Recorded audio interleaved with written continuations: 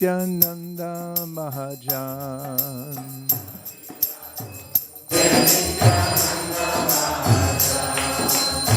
Pateyachinam Bhakta Jiverasana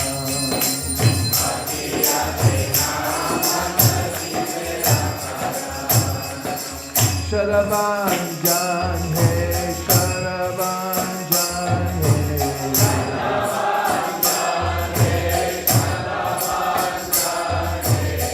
Sharabanjan He Sharabanjan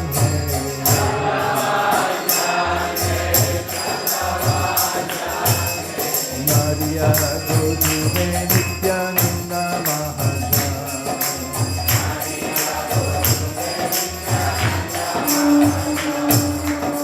Prabhu Ragnai Bhai Magiye Dika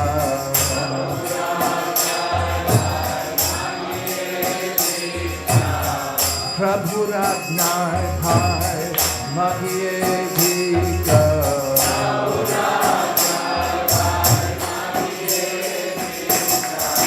Golo Krishna Bhajo Krishna Golo Krishna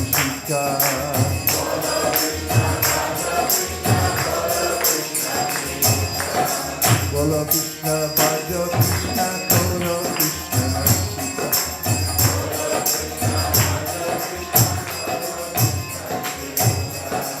Aparada Shinya Hoy Loho Krishna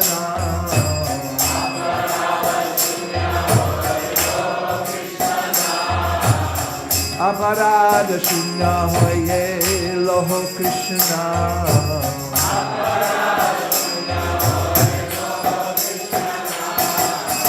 Krishna Mata Krishna Pitta Krishna Janata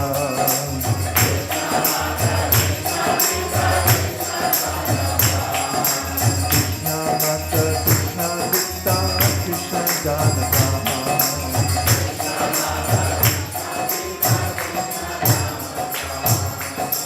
Krishnera samsara koro chari anachar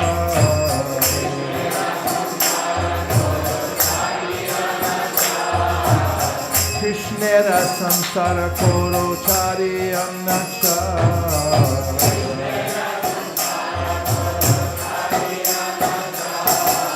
Jive goya Krishna nam sarva dharmachar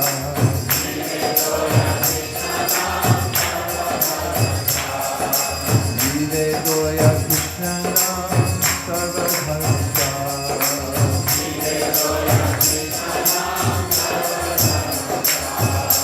Nariya Gopime Nityananda Bhajan. Translation. In the land of Nadia, altogether, on the island of Godruma, the magnanimous Lord Nityananda has opened up the marketplace of the holy name, meant for the deliverance of all fallen souls. O men of faith, by the order of Lord Gauranga, O brothers, I beg these three requests of you. Chant Krishna, worship Krishna, and follow Krishna's instructions. Being careful to remain free of offenses, just take the holy name of Lord Krishna. Krishna is your mother, Krishna is your father, and Krishna is the treasure of your life. Giving up all improper behavior. Carry on your worldly duties only in relation to Krishna. The showing of passion to all fallen souls by loudly chanting the holy name of Krishna is the essence of all forms of Nadiya Godume Nityananda Bhajan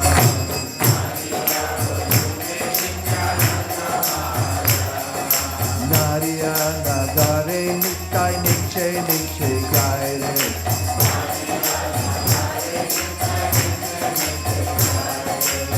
Nariya Nagare Nitai Niche Niche Gaire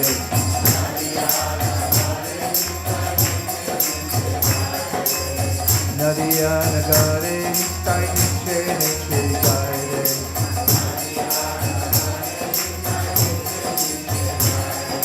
Nariya Nagare Nitai Niche Niche Gaire. What happened?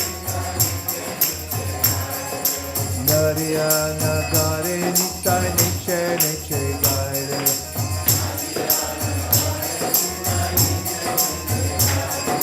Narayana Gare Nitai Niche Niche Gaire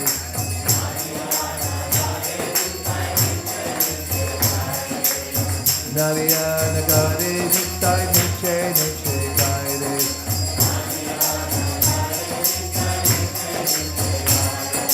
Nariya Gokune Nityananda Mahajan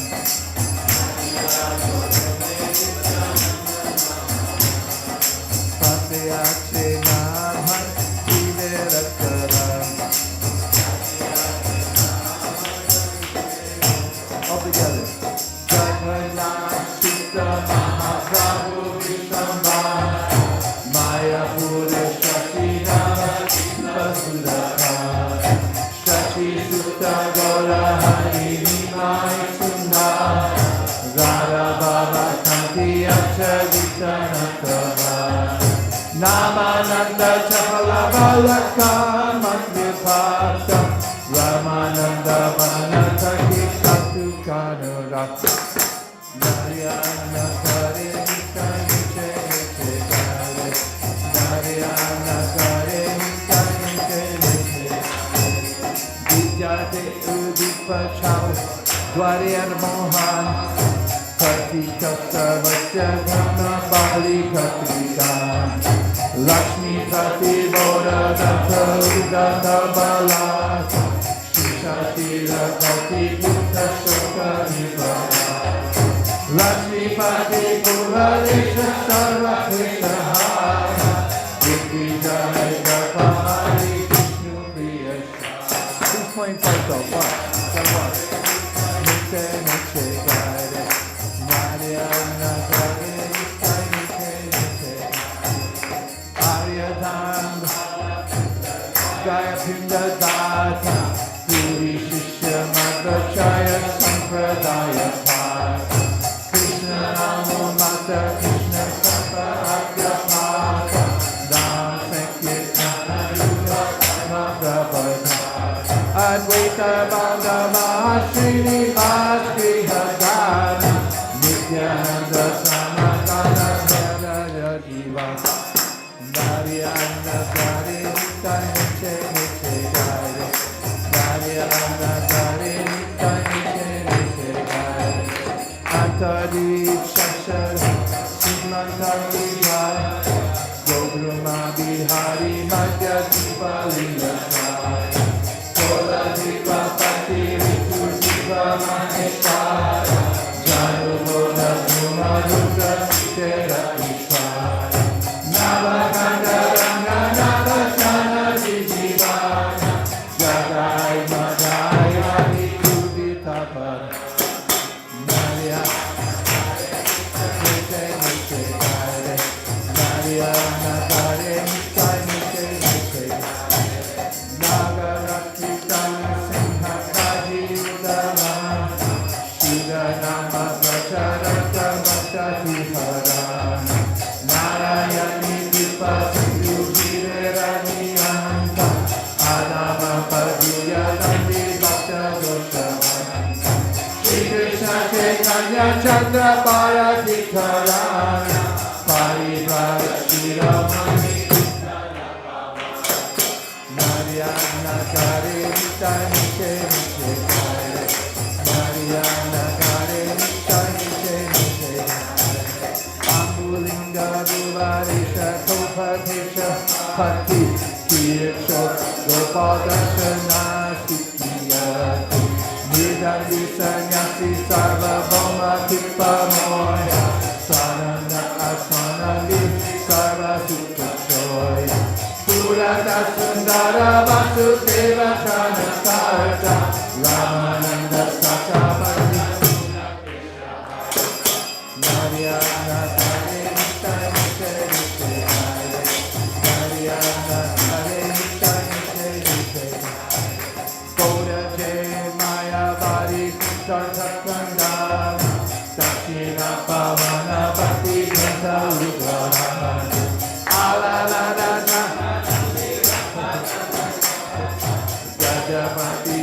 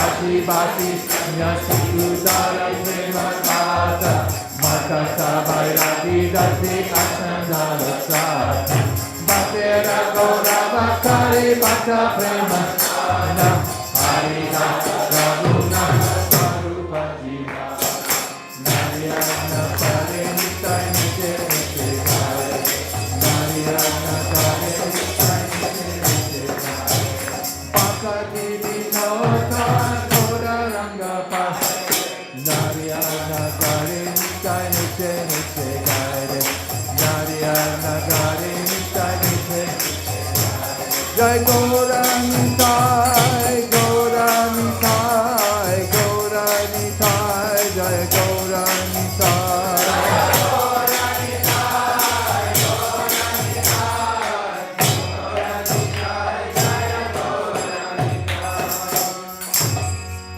Translation together.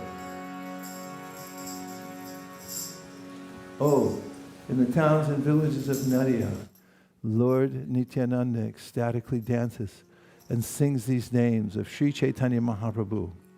Lord Chaitanya is the beloved son of Jagannath Mishra. He is Mahaprabhu, the great master and maintainer of the whole world. He is the shining moon of Mayapur, the source of all nectar for the land of Navadvip. He is the beloved son of Shachi Mata. It is Lord Hari with a fair golden complexion. As he was born under a neem tree, he was called Nimai Sundara, beautiful Nimai. He is covered by the sentiment and luster of Srimati Radharani, and he is the best of all dancers. He becomes restless upon hearing the holy names of Lord Hari. In his boyhood pastimes, he is swift and agile, and is devoted to his mother. He displays the entire universe within his mouth, is a great logician, and is fond of joking and playing pranks. He is the moon among scholarly students, and he bewildered two thieves who tried to steal his jewels when he was a small child. He is the cynosure of all philosophers, and he teased and joked with the village girls of Nadia. He is the giver of blessings to Lakshmi Priya, his first wife. He is very mischievous as a child, and is the dispeller of the grief Sachimata felt after losing her husband Jagannath and first son Vishwarup. He is the lord and husband of Lakshmi Priya. By his Sankirtan movement, he removed all the distress of East Bengal. He eradicated the pride of the conquering Pandit named Keshava Kashmiri, and is the beloved lord of Vishnu Priya, his second wife. He is the preserver of Sanatan Dharma and the giver of the Pinda oblation at the holy town of Gaya after the disappearance of his father, Jagannath Mishra. He became the disciple of Ishvarapuri and is the protector of the Madhvacharya Sampradaya. He becomes madly intoxicated by tasting the holy name of Krishna and is the professor of the science of Krishna consciousness. Thus he inaugurated the religion of the age, Nam Sankirtan.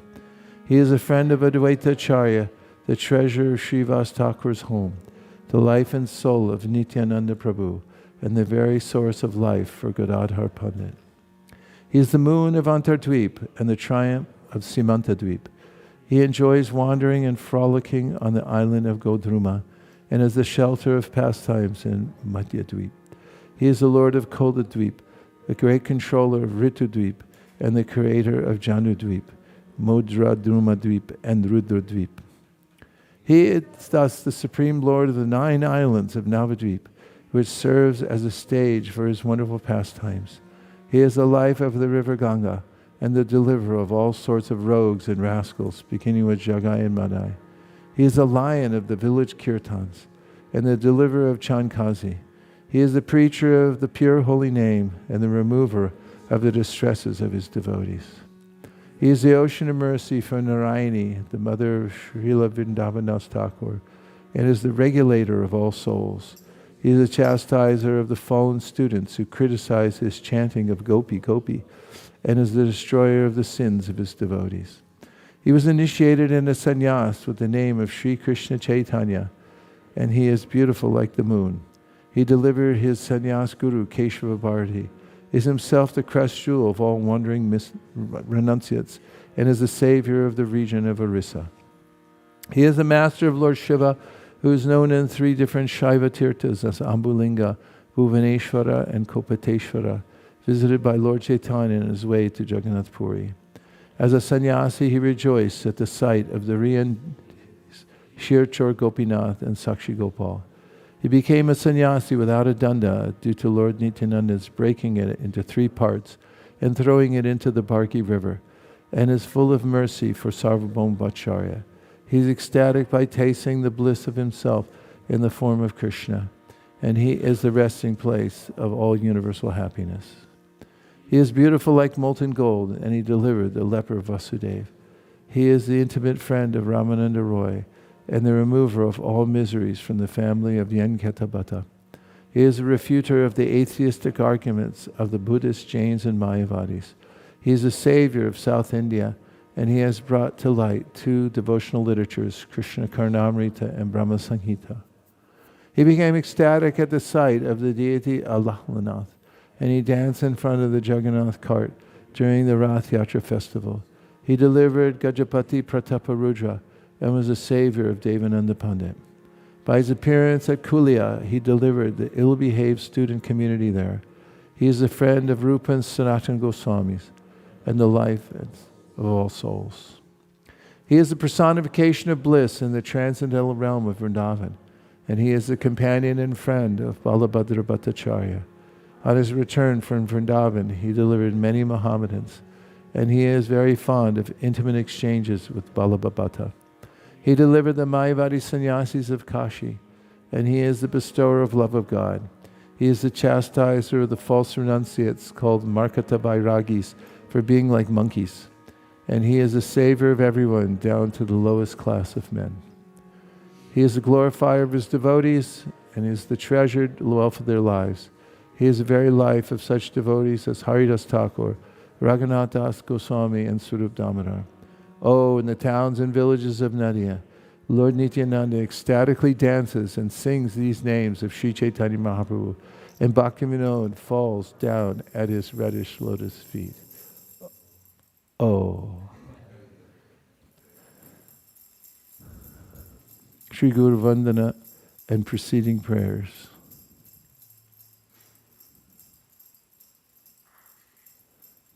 Now meditate on the impersonal Brahman. Chariya Vaishnava Seva Nistara Payete Seva.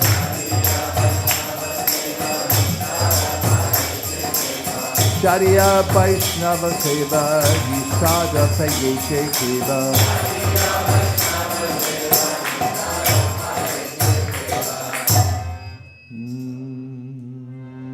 Namasheshtam manamapi shachiputra matra sarupam rupam tasya grajamurupari maturim goshtavatin radha kundam girivaramaho radhika madhavasham prapto yasya pratita kripaya shri gurum tam natosmi. Hey Guru Dhyanadharina Bandho Swananda Data Padanaika Sindho Vrindavana Sita Hita Vatara Vasida Radha Pranaya Prachara.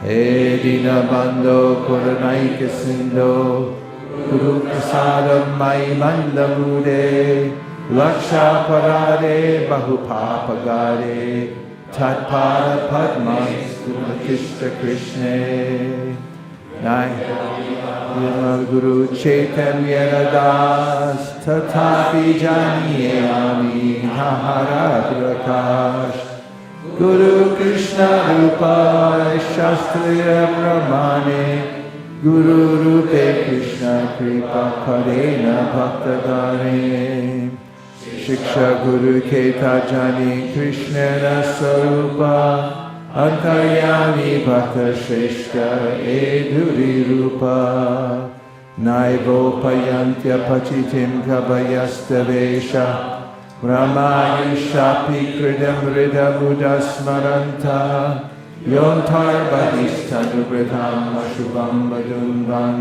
Acharya Chaitya Vapushashvakatim Yanaki.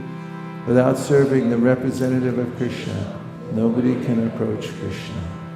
I bow down to the beautiful lotus feet of my spiritual master, by whose causeless mercy I have obtained the supreme holy name, the divine mantra, the service of the son of Shachi Mata, the association of Srila Sarup Damodar, Rupa Goswami and his older brother Sanatana Goswami, the supreme abode of Mathura, the blissful abode of Vrindavan, the divine Radhakunda and Govardhan Hill, and the desire within my heart for the loving service of Sri Radhika and Madhava in Vrindavan. O spiritual master, O giver of divine wisdom, O friend of the fallen, you are the giver of your own bliss, and you are the only ocean of mercy. Although dwelling in Vrindavan, you have descended for the welfare of fallen souls like myself, and you are preaching the divine love of Radha for Krishna. Please be kind upon me. O friend of the lowly, O Guru Dev, you are the only ocean of mercy. I am a dull fool and have committed hundreds of thousands of offenses. I have fallen into a dense myriad of sins. Therefore grace me with your mercy so that my mind may be fixed on your lotus feet and on Sri Krishna. Although I know that my spiritual master is a servitor of Sri Chaitanya, I know him also as a plenary manifestation of the Lord.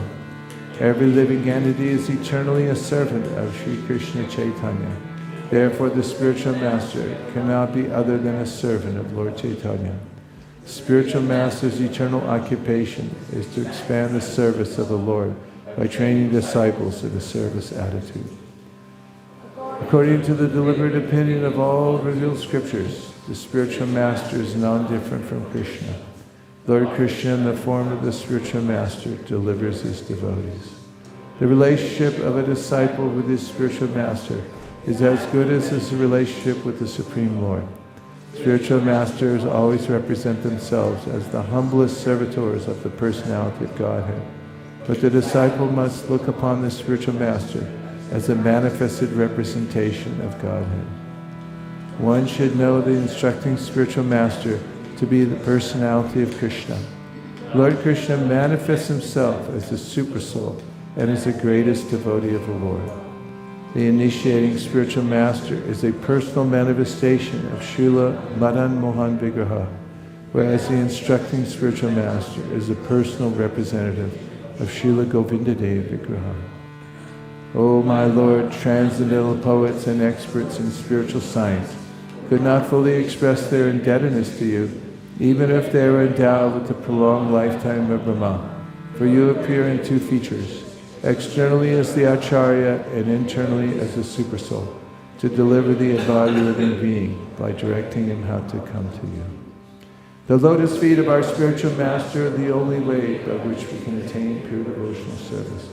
I bow to his lotus feet with great awe and reverence. May his grace one cross the ocean of material suffering and obtain the mercy of Krishna. Our only wish is to have our consciousness purified by the words emanating from his lotus mouth. Attachment to his lotus feet is the perfection that fulfills all desires. He opens our darkened eyes and fills our hearts with transcendental knowledge. He is our Lord, birth after birth. From him ecstatic prema emanates, by whom ignorance is destroyed. Vedic scriptures sing of his character. Our spiritual master is the ocean of mercy, the friend of the poor and the Lord and master of the devotees. O Master, be merciful unto us. Give us the shade of your lotus feet. Your fame is spread all over the three worlds. Shri Guru Charana Padma Kevala Bhagavati Shakma.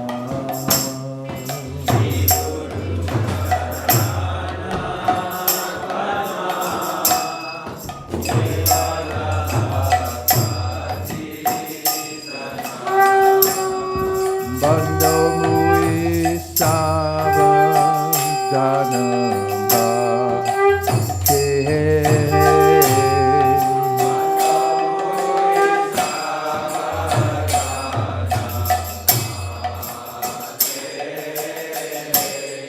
Jahar prasare bhai he bhavadogu diya jai.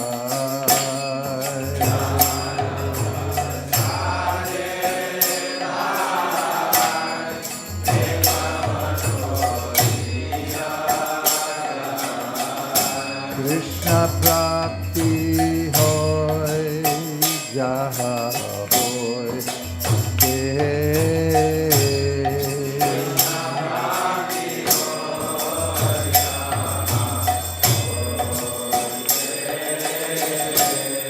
Guru mukha padma vakya chitte teko diya oikea.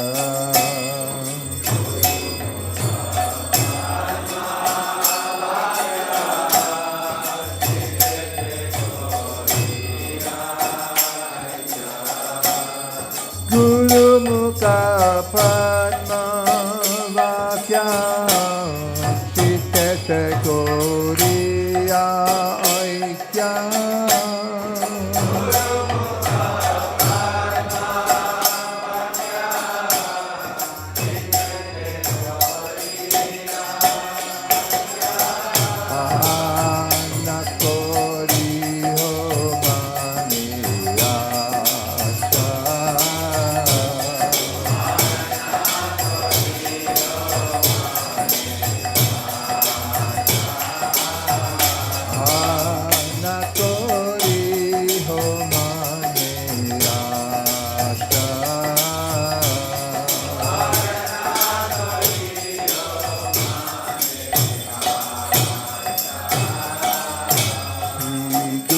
Charane rati aishayu samagati.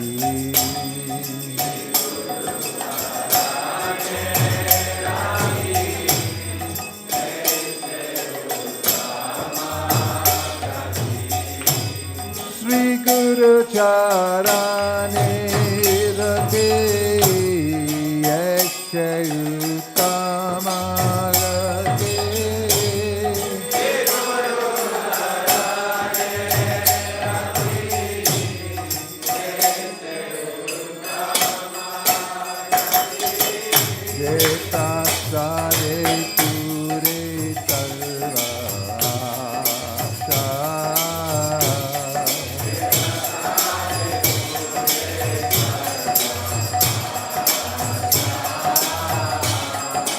Prasare puri sarva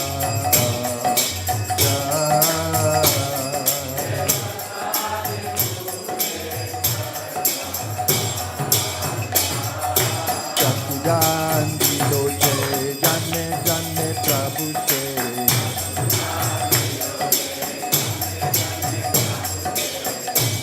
Gyan hire pakashita.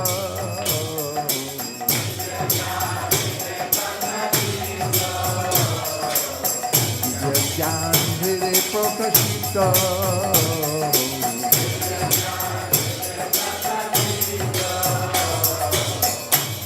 Prem bhakti jaha hoite abhidya vinasa jate.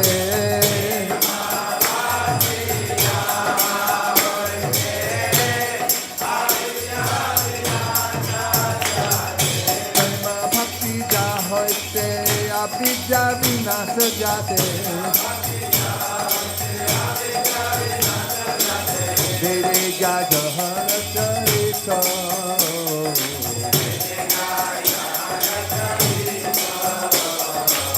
Dere jajahara charita.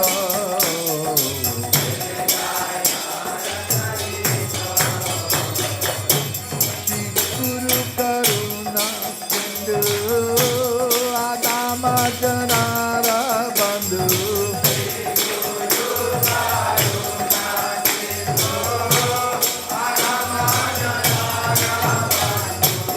Guru Karuna Sindhu Adama Janara bandhu. Lokana Lokera Divana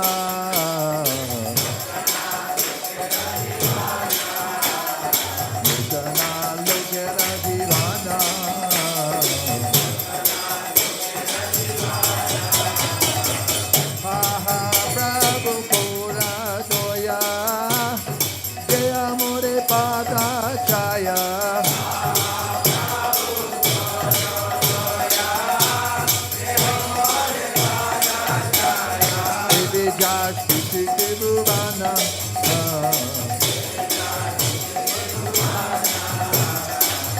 Jashti Tribhuvana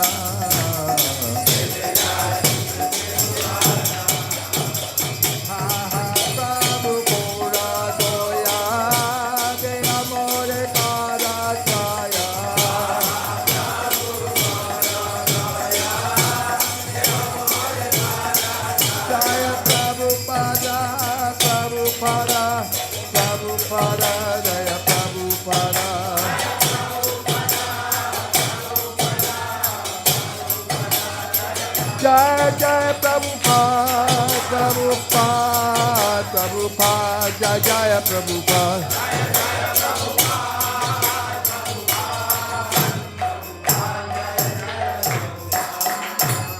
Nama Om Vishnupadaya Krishna Prestaya Bhutale Srimate Bhakti Vedanta Swami Nityanamine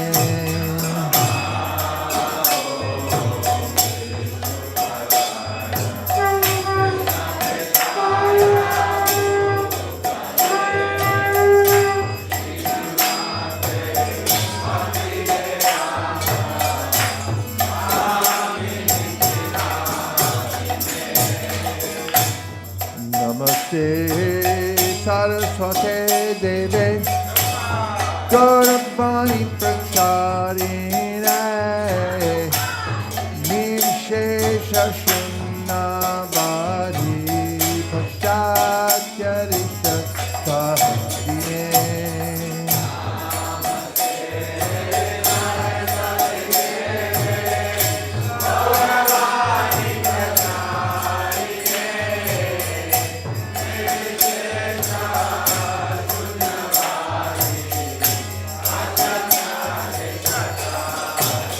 Jaya Shri Krishna Chaitanya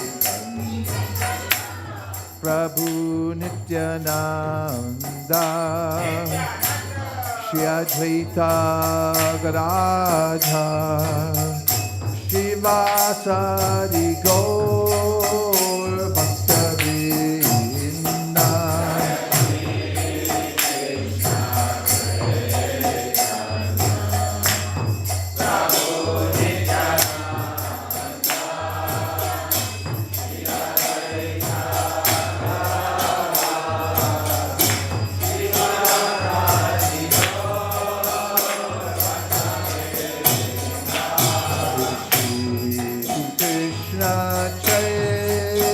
Chaitanya Prabhu Nityananda Shri Advaita Gadadhar Shivasari Gaur Bhakta-vrinda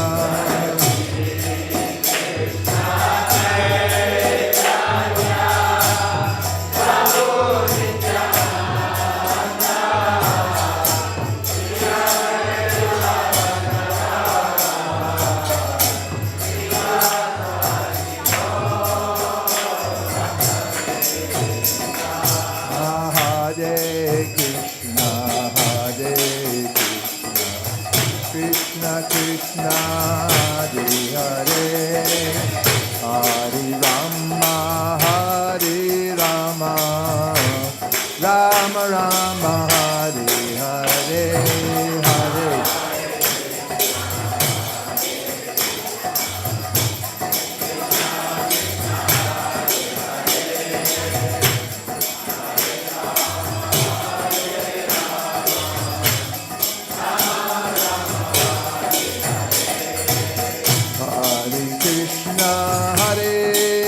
Krishna, Krishna Krishna, Hare Hare, Hare Rama, Hare Rama, Rama Rama, Hare Hare.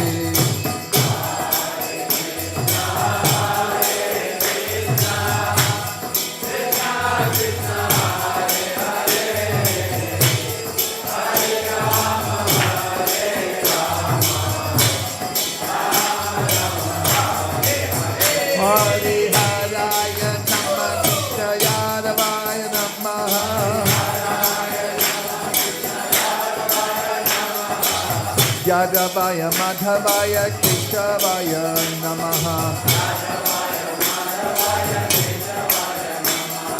Gopal Govinda Ram Srimad Sudan.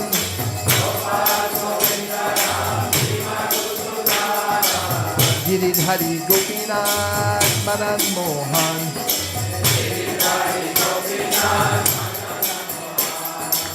Shri Chaitanya Nityananda Shri Vaisesika.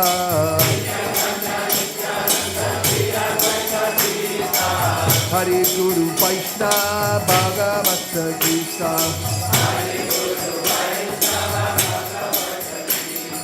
Shri Rup Sanatan Bhatta Raghunath.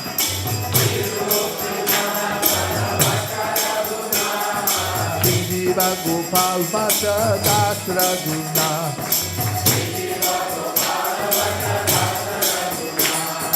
H.I. Gosai Kori Charanamanga.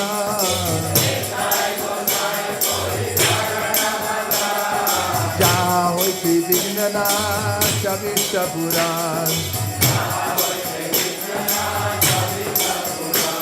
H.I. Gosai Charmui Karda.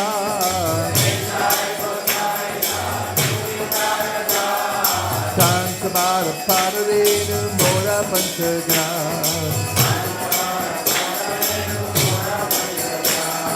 Tangara Charana Seve Bhakta Sanibad.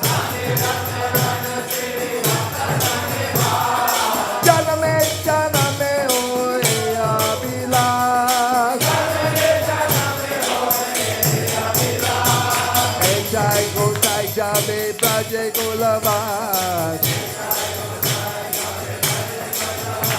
Radha Krishna Nitya Lila Koila Prakash. Shri Radha Krishna Nitya Lila Koila Prakash. Bolo Anande Bolo Hare Bhaja Vrindavan. Harimo! Bolo Anande Bolo Hare Bhaja Vrindavan. Vaishnava Pari Madhyamiyaman. Guru Vaishnava Pari Madhyamapuriyash. Hari Nam Sankirtan Kohe Narottamo Das. Hare Krishna, Hare Krishna, Krishna Krishna, Hare Hare, Hare Rama. Hare Rama, Rama Rama, Hare Hare. Go pray Manande Haribo.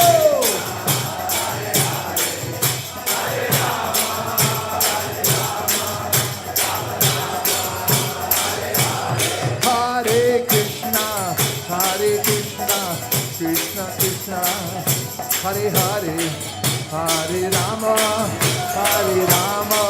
Rama Rama, Hare Hare.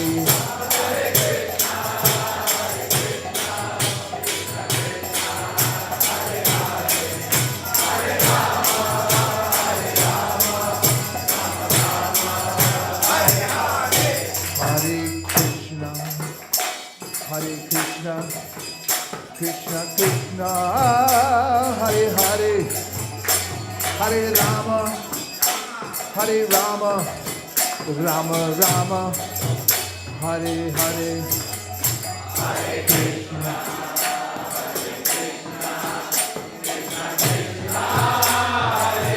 Nam Bhajan.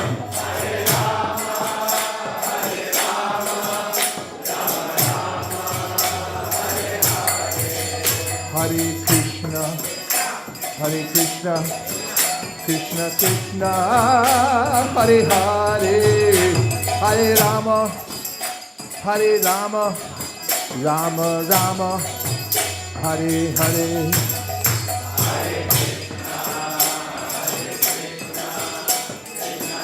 Hare Hare,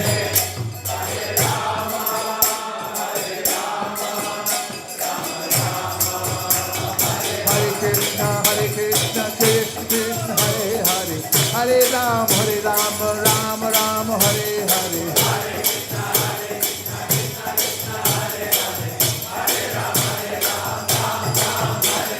Hare Krishna, Krishna Krishna, Hare Hare.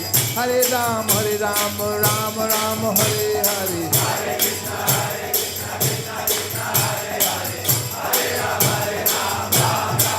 Bhajare,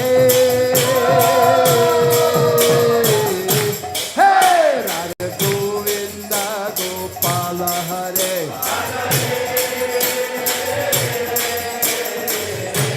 Hey, Bhajare, hey, Radha Govinda Gopala Hare.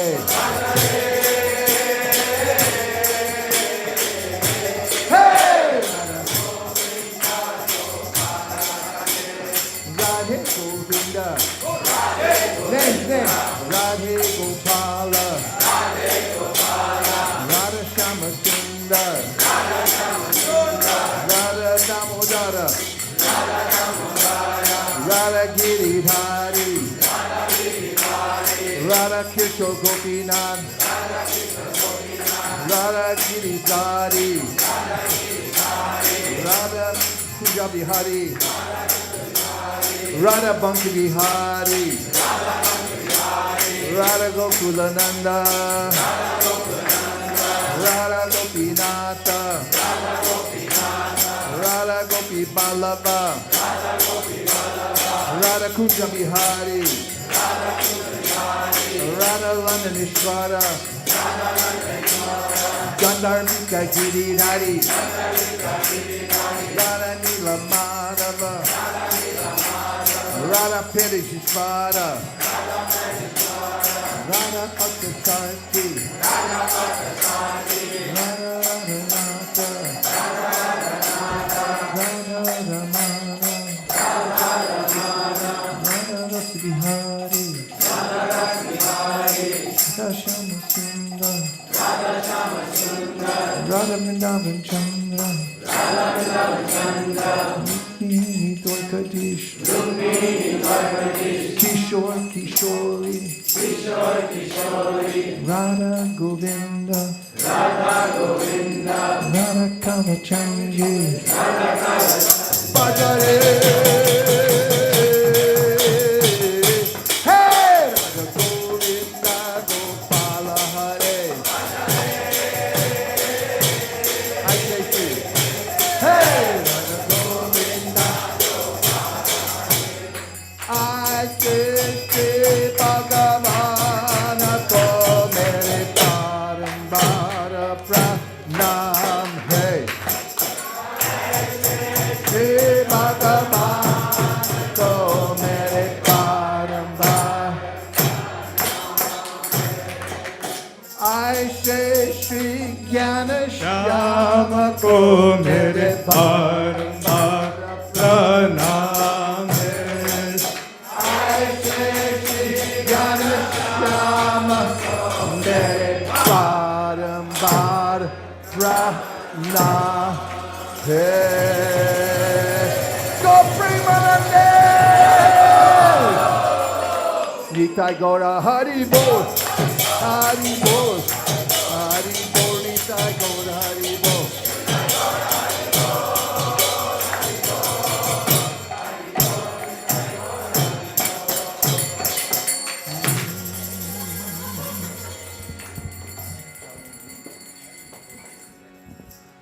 Jayam Vishnupad Paramahamsa Parivrajikacharya Ashtottara Shri Srimad Bhaktivedanta Swami His Divine Grace A.C. Srila Prabhupada Ki Jai. Jayam Vishnupad Paramahamsa Parivrajikacharya Ashtottara Shri Srimad Bhakti Siddhanta Saraswati Thakur Srila Prabhupada Ki Jai. Ananta Koti Vaishnavrinda Ki Jai. Namacharya Srila Haridas Thakur Ki Jai. Prem se kaho Shri Krishna Chaitanya Prabhu Nityananda Shri Advaita Gadha. Glories to Shri Guru and Gauranga. Hari Hari Bol.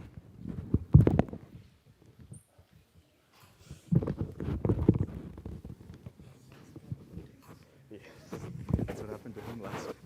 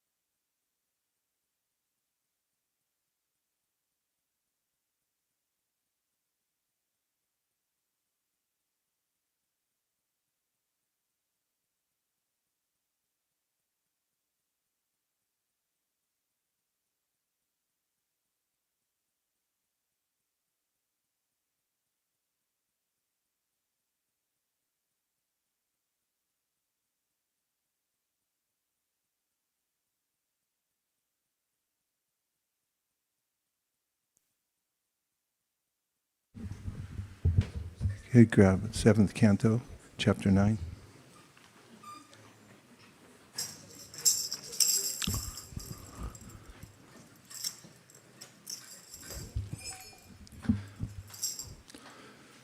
Do y'all have enough air? Yes? No? Temperature? High, low? Low? Okay. Sorry I asked. Jaya Radha Madhava.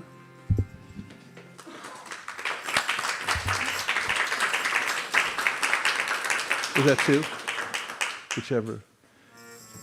Jaya Radha Madhava Jaya Kunja Bihari.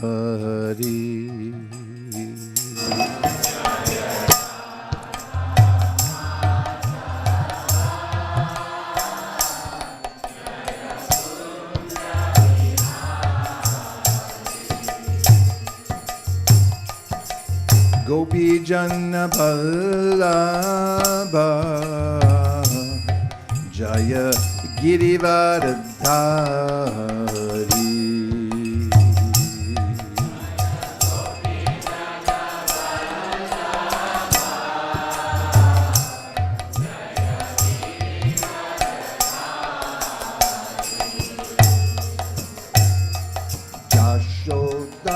Yashodanandana Vraja Jana Ranjana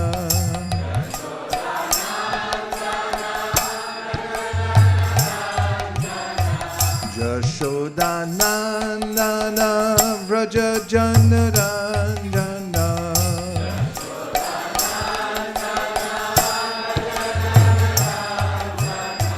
Yashodanandana Vraja Jana Ranjana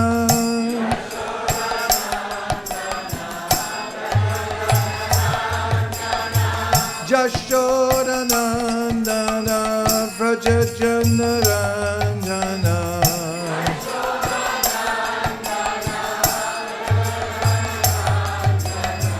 Jamuna Tiravanachari.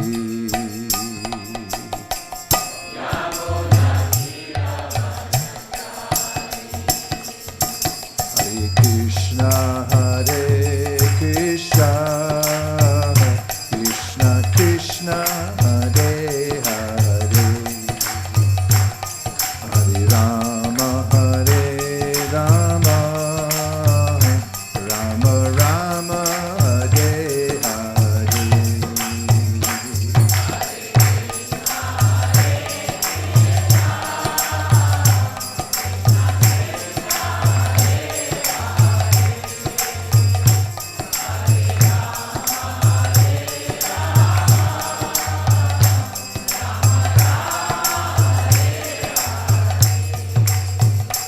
Hare Krishna, Hare Krishna, Krishna Krishna, Hare Hare, Hare Rama, Hare Rama, Rama Rama, Hare Hare.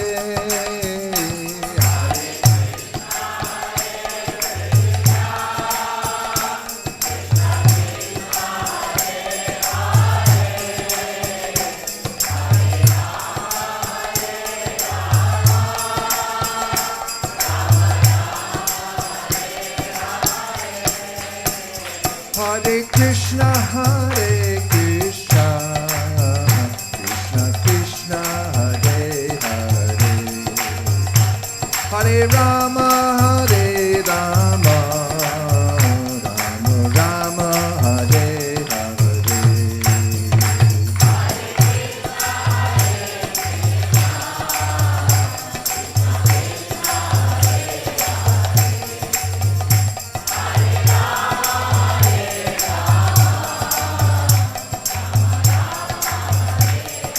Hare Krishna, Krishna Krishna, Hare Hare, Hare Rama, Rama Rama, Hare Hare.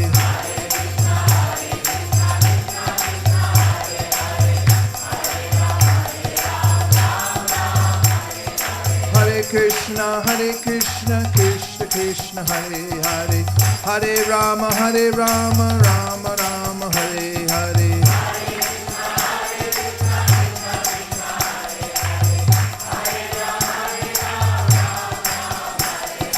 Hare Krishna, Krishna Krishna, Hare Hare, Hare Rama, Rama Rama, Hare Hare.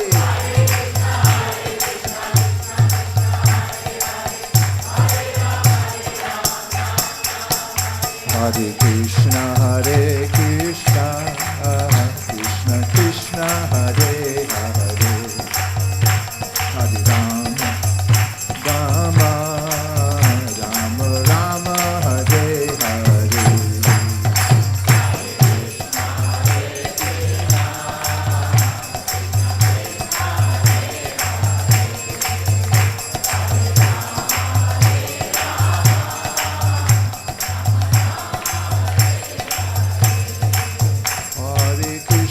Hare Krishna, Krishna Krishna, Hare Hare, Hare Rama, Rama Rama, Hare Hare.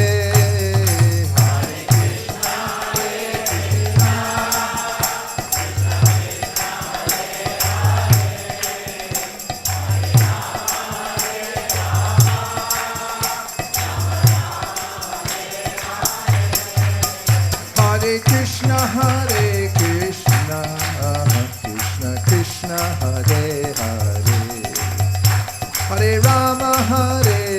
Krishna Krishna, Hare Hare, Hare Rama, Rama Rama, Hare Hare.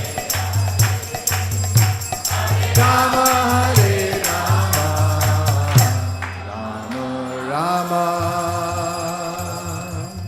Hare Hare. Gaur Premanande. Om Namo Bhagavate Vasudevaya.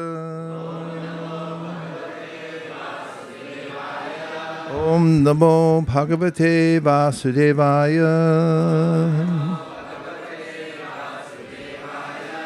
Om Namo Bhagavate Vasudevaya. Narayanam Namaskritya Naram Chaiva Narottamam Devim Sarasatim Vyasam Tato Jayam Udiraye. Reading from the Srimad Bhagvatam, Canto 7, Chapter 9, which you'll be glad to know, right? And text number 22.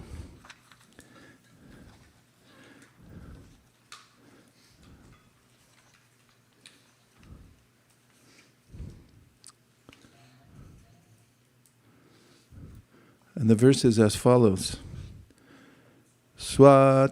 Satvam hinitya vichitatma guna sudhamna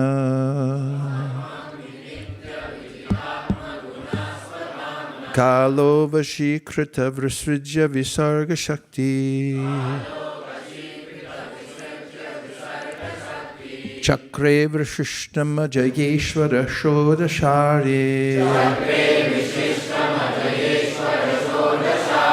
Nishpidyamanam upakarsha vibho prapannam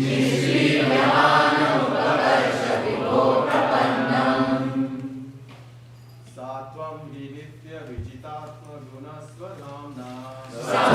hi nitya vijitatma guna swadhamna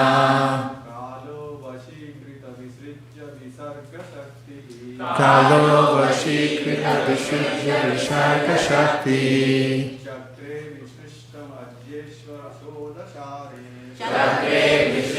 Madhyeshvara Shodashare Nispidyamanam upakarsha vibho prapannam Nishpidyamanam upakarsha vibho prapannam Satvam hi nitya vijitatma gunah svadhamna. Satvam hi nitya vijitatma gunah svadhamna. Kalo vashikrita visrijya visarga shaktihi. Kalo vashikrita visrijya visarga shakti. Chakre vishrishtam jayeshwara shodasare. Chakre vrishishtam jayeshwara shodashare. Nishpidyamanam upakarsha vibho prapannam. Nishpidyamanam upakarsha vibho prapannam. Sa. That one, the supreme independent person who through his external energy has created the material mind, which is the cause of all suffering in this material world.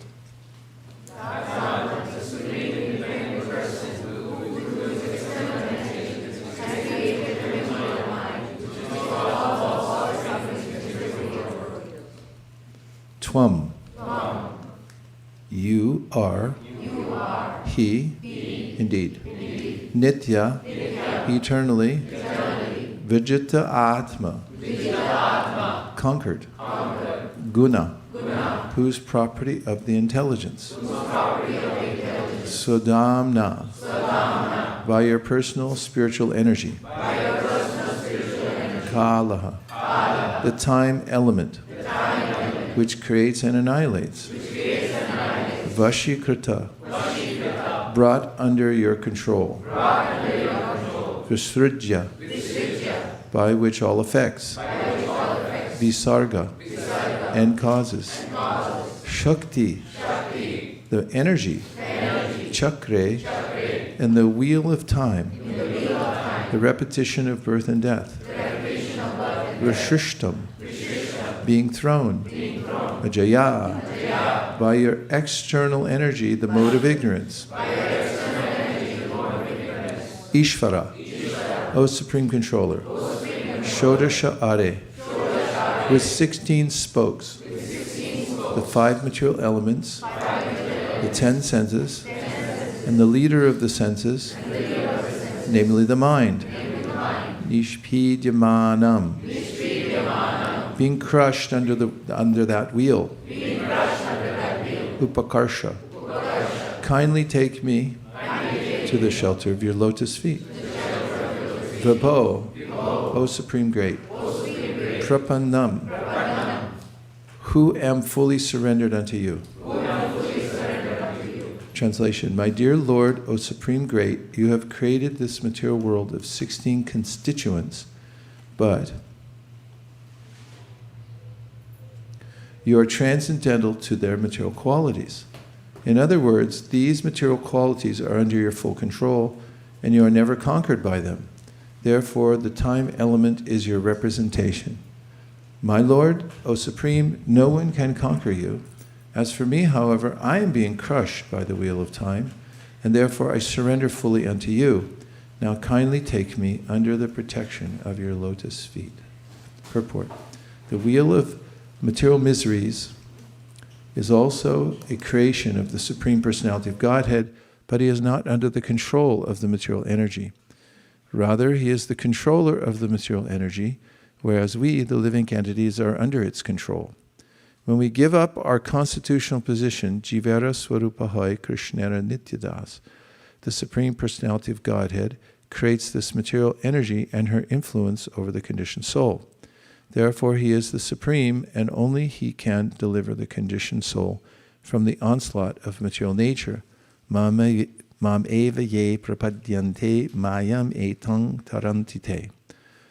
Maya, the external energy, continuously imposes upon the conditioned souls the suffering of the threefold miseries of this material world. Therefore, in the previous verse, Prahlad Maharaj prayed to the Lord, "But for your lordship, no one can save me." Prahlad Maharaj has also explained that a child's protectors, his parents, cannot save the child from the onslaught of birth and death, nor can medicine and a physician save one from death, nor can a boat or similar means of protection save a person drowning in the water, for everything is controlled by the Supreme Personality of Godhead. Therefore, suffering humanity must surrender to Krishna, as Krishna himself demands in the last instruction of Bhagavad Gita 1866. Sarvadharman pratyaja mam ekam sharanam braja aham tvam sarvapapebhyo mukshayishami ma shuchaha. Abandon all varieties of religion and just surrender unto me. I shall deliver you from all sinful reaction. Do not fear. All of human society must take advantage of this offer and thus be saved by Krishna from the danger of being crushed by the wheel of time, the wheel of past, present, and future. The word nishpidyamanam, being crushed, is very significant. Every living entity in the material condition is actually being crushed again and again, and to be saved from this position, one must take shelter of the Supreme Personality of Godhead. Then one will be happy. The word prapanam is also very significant, for unless one fully surrenders to the Supreme Lord, one cannot be saved from being crushed. A criminal is put into prison and punished by the government, but the same government, if it likes, can release the criminal from imprisoned life. Similarly, we must know conclusively that our material condition of suffering has been allotted to us by the Supreme Personality of Godhead, and if we want to be saved from this suffering, we must appeal to the same controller. Thus, one can be saved from this material condition. I first offer my respectful obeisances to His Divine Grace, A.C. Bhaktivedanta Swami Prabhupada, to all the previous acharyas, and to all the assembled devotees. Vansha kalpatarvascha kripasinabhyevacha patitanam pavanibhyo vaishnavebhyo namo namaha. Continuing our discussion from the last time we came together to discuss Bhagvatam, I'm continuing the thought process that Krishna starts in the Bhagavad Gita, in which he says, Vita raga bhaya krodha manmaya mamupashrita bhavo jnana tapasa puta mad bhava magataha. The elements of this verse are that there are three horsemen that hold us back from our natural condition of happiness, and they're psychological. The first is raga, or an irrational attachment to that which is temporary. In the Gita, Krishna says, Yehi samsparjaja bhoga dukkha yonaya evate adyantavanta konteya nateshu ramate buddha. That's one who becomes intelligent, doesn't appreciate anything that has a beginning and an end. Or I should say, they don't endeavor to find happiness in it because they know it's a source of misery, not happiness. And actually, it's a source of, as Prahlad Maharaj says, as soon as one starts thinking about enjoying that which is temporary, that's when one starts suffering. You don't even have to try for it, you just have to think about it. And Krishna, of course, in the Bhagavad Gita says, Jyayato visham pumsam sangas teshu pujayate sangat sanjayate kamat kamat krodho bijayate. And that is that by contemplating happiness in this temporary world, one then starts a downward spiral which ends up in anger. And then one forgets oneself. So this krodha effect comes from this cycle that we are in of being irrationally attached to the objects of the senses here in the material world. Then bhaya is a fear of our personal existence, a fear of personhood in general, an ignorance of personhood, starting with the idea that there's no one who created the material world. It's just always been there, or it happened by chance from an explosion and it somehow came together. And then there's krodha, which has many implications, the word anger. One of them is cynicism. And that's a emotion that arises from this frustration that one has from trying to enjoy matter and then finding out that doesn't satisfy and become angry. And then trying to find shelter in escaping one's personhood and ascribing impersonality to the ultimate source of everything. And this causes fear, because then we're left in an existential crisis, not knowing who's in charge. And then thirdly, krodha. We become cynical. As Prabhupada interprets the verse I'm mentioning from the Bhagavad Gita, krodha means cynicism. And I just want to say a little bit more about cynicism. I have a few notes here, if you'll indulge me. Because yesterday, which is our little laboratory downtown San Francisco, to experiment on introducing straightforward Krishna consciousness into a population, the controlled experiment. We cordon off an area of San Francisco and take the population that's there, that's moving through there, as our subject to experiment on, and we introduce them to a kind of condescension in which we say, we have knowledge, please accept it, and then we look to see what the natural reactions are. So, Sri Antariksha Prabhu and Apara Garangi told me that yesterday one of the people they approached was smoking a cigarette.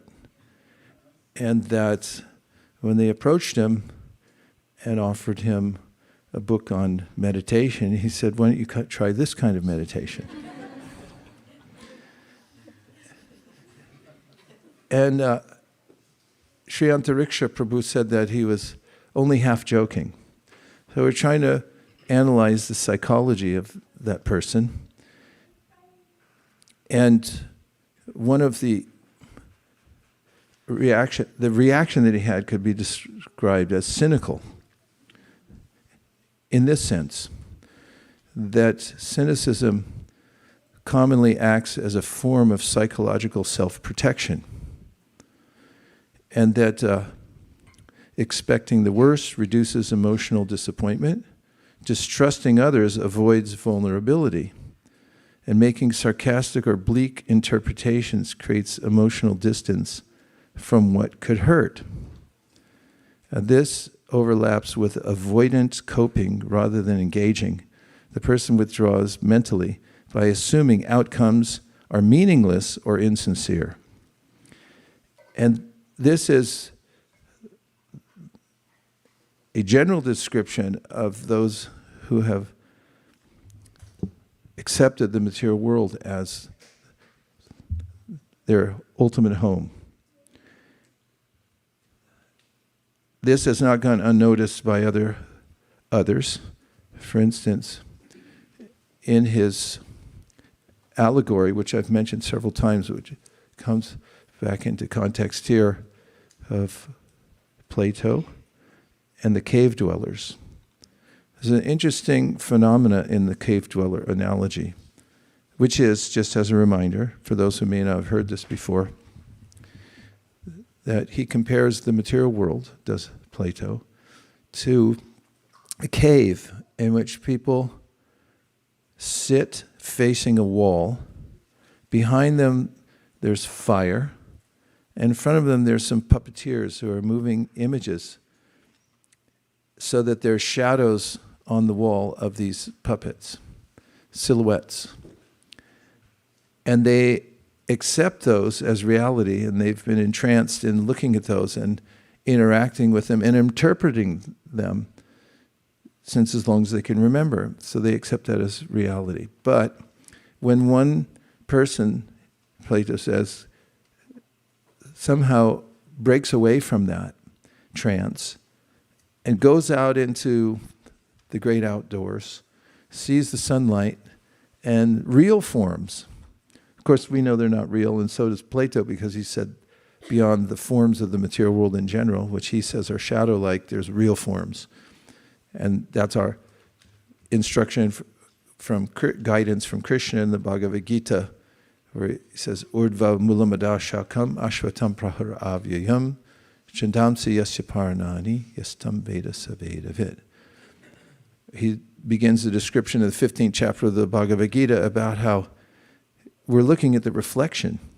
We're in a cave-like situation here in the material world.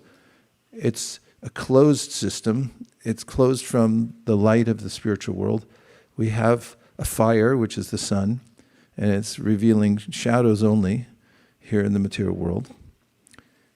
And when that person goes out into the real world, in this analogy, and sees the light and sees real forms and color and human interaction, and then comes back in the cave, what's the reaction of the people when that person describes what the outer world is like and says, no, this isn't reality? Well, they want to kill him. That's one of the reactions. They say they'll become violent against him and may even want to kill him. And this is a psychological reaction which has to do with several factors. Pardon? Yeah, it's cynicism in the extreme, but I'll tell you more about.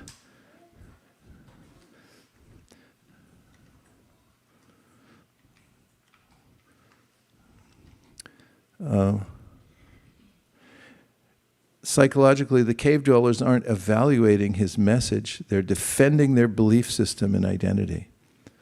This is a kind of cognitive dissonance, because his reality contradicts everything they think is true. Accepting it would mean admitting that they were wrong, duped, or blind. That mental conflict feels unbearable, so the messenger becomes the target. It's a threat to the status hierarchy. In the cave, those who interpret the shadows best are seen as wise. The enlightened person returning suddenly shifts the hierarchy. He exposes their truth experts as mistaken. Eliminating him symbolically preserves their social order. A lot of vested interest. Fear of uncertainty. The cave is limiting, but it's predictable. Real reality is vast, complex, and destabilizing. His message feels like chaos returning. People often attack what makes the world feel less manageable. This is one of the points Prabhupada makes about krodha, or anger, is that it's people hear many different ideas and they find them to be destabilizing. Better to hang on to what the status quo is right now and not challenge reality, because what are we going to do if it's not right? And then projection of anger. They feel mocked or deceived by the possibility of a bigger truth.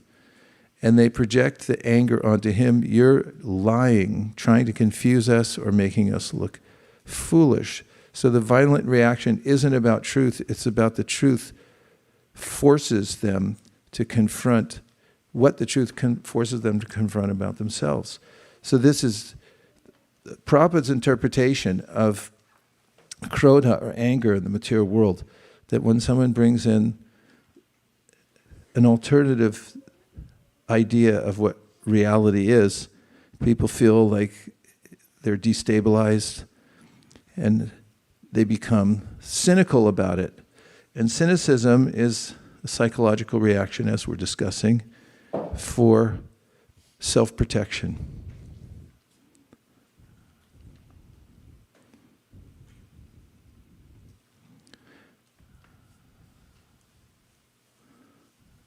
It also allows people a sense of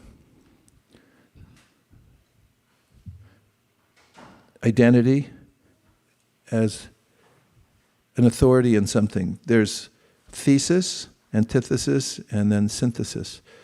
And often and always, a thesis is challenged. People discuss it from different points of view, and then there's antitheses to that thesis.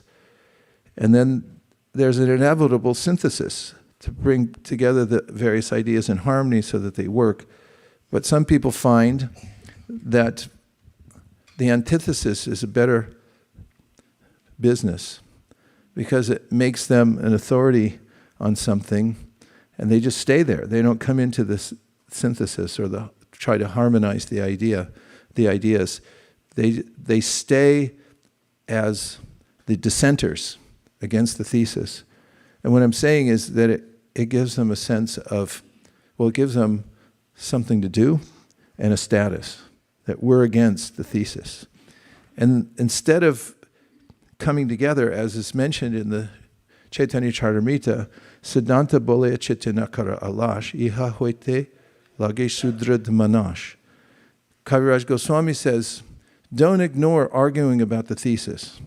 Talk about it thoroughly threadbare until you come to a synthesis, which is a siddhanta, a clarity about what it is, what it isn't, from discussing it, and don't be alash or lazy about it.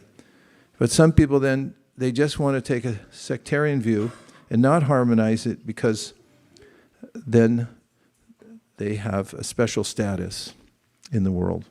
And it may also relate to those who take up conspiracy theories, because who can ultimately argue against a conspiracy theory which has no basis if somebody just keeps claiming that it's true? But that gives them a soapbox to speak from. Sorry for the cliche, but there's a way in which then they become a strong voice in the world, even if it's preposterous or absurd. Still, it gives them that sense. So the whole world has this kind of madness because of krodha or cynicism, and it's self-protective. It's hard for people to entertain the idea that there may be some truth. So Prahlad Maharaj here gives what may be the antidote to that. First of all, he describes Satvam hi nitya vijitatma. What is it? Gunasudhamna. He's describing the mechanism of the material world. And he's saying that, if you want to put it back up again, it has various elements that are countable. And then he points back to the cause of all of it, which is the Supreme Independent Person. Prabhupada puts this parenthetically to show what the purpose of all this analysis is. It's to come back to the Supreme Independent Person, who through his external energy has created the material mind, which is the cause of all suffering in the material world. And he describes his experience in this process, or being in the material world, as being crushed. Nishpijamanam. As I'm being crushed by the wheel of time. And then he comes to the ultimate conclusion, which is that now I surrender to you. And this is kind of the vulnerability of the person who comes to the conclusion that I'm not the supreme controller. What's more, I'm being crushed by the wheel of time. And therefore, Krishna, please save me. If you could scroll down just a little more for word, please.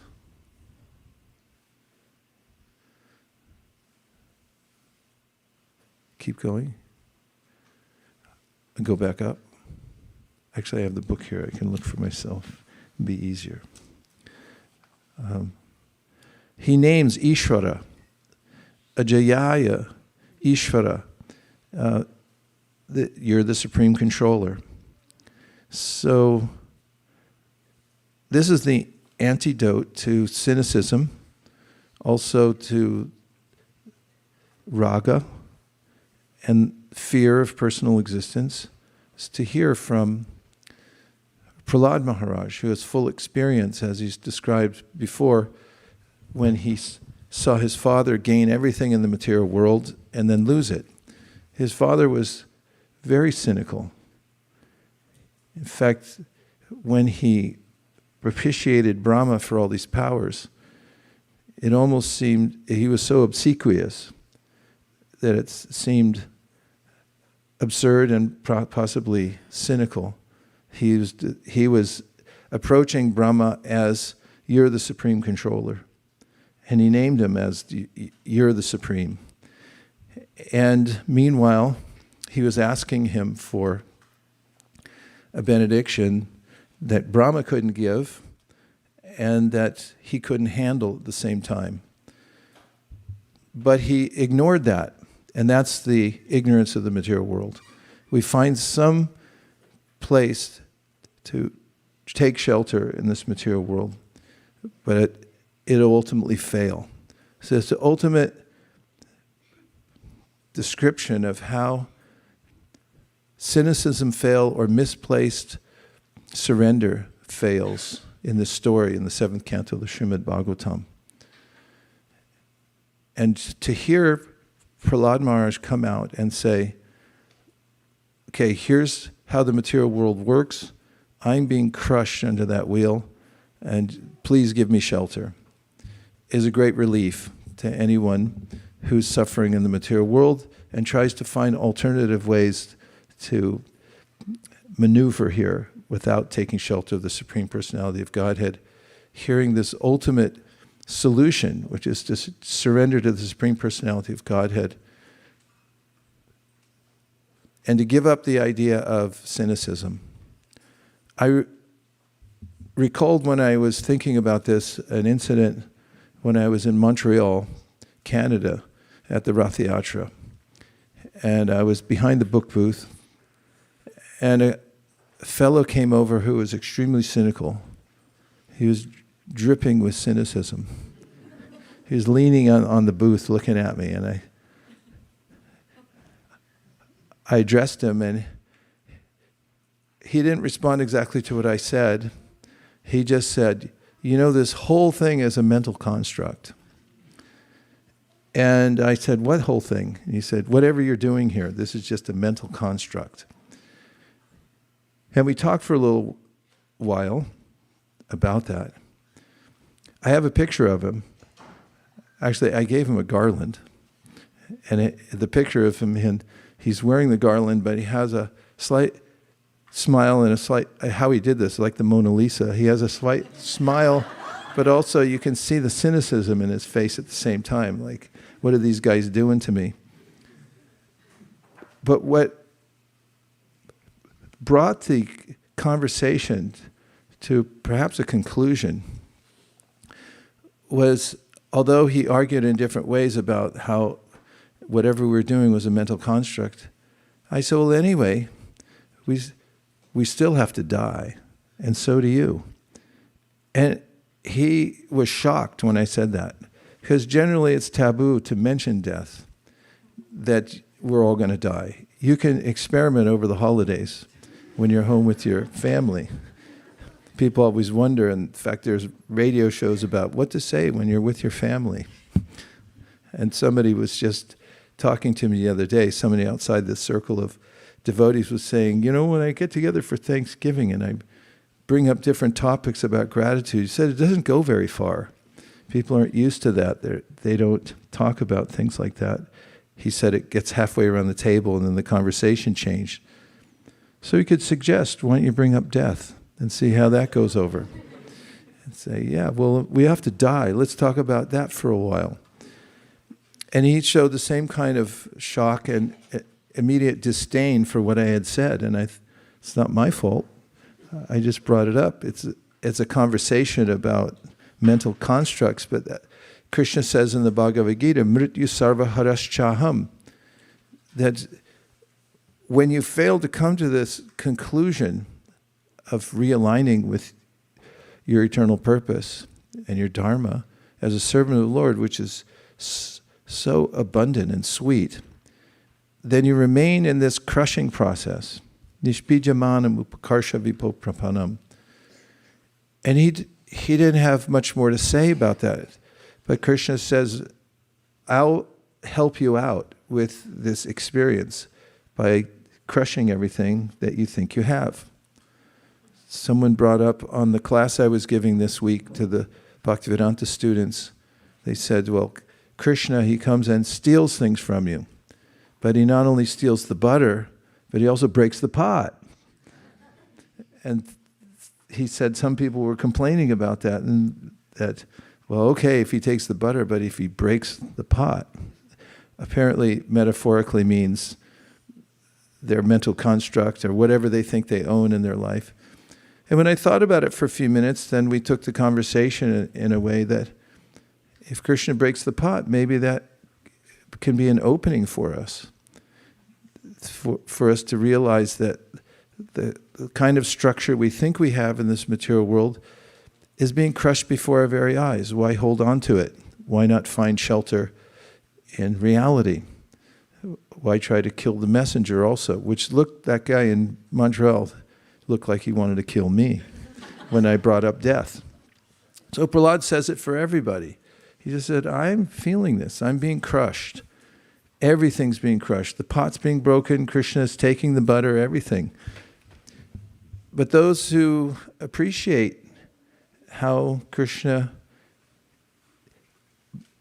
taking from us is ultimately, in his pastimes, is very charming. And if we come to that point in our lives to see that he's helpfully crushing our disillusionment, and we don't remain cynical, if we're able to analyze it as Prahlad's analyzing it and see that this is preparing us for reality.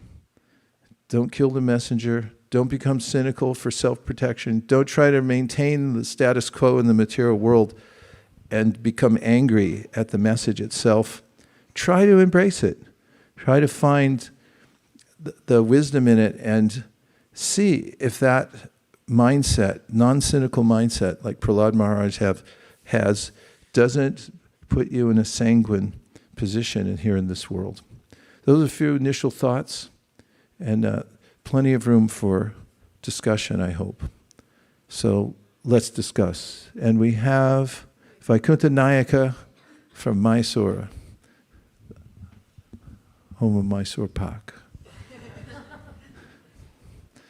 Yes, Vaikuntha Nayaka, please give us one of your thoughtful conundrums, and you have to unmute before you do it. He can't unmute? We've locked everybody down?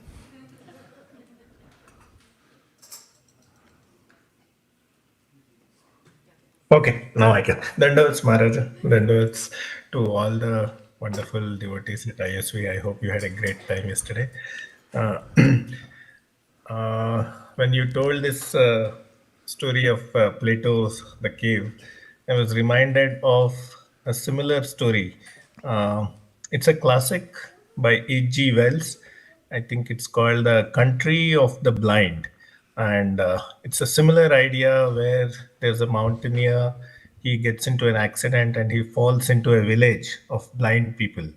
And he thinks, wow, this is my chance in the kingdom of the blind. The one-eyed is the king. I can now guide them. And he tries to explain to them the concept of sight and how it's a very powerful thing that you have.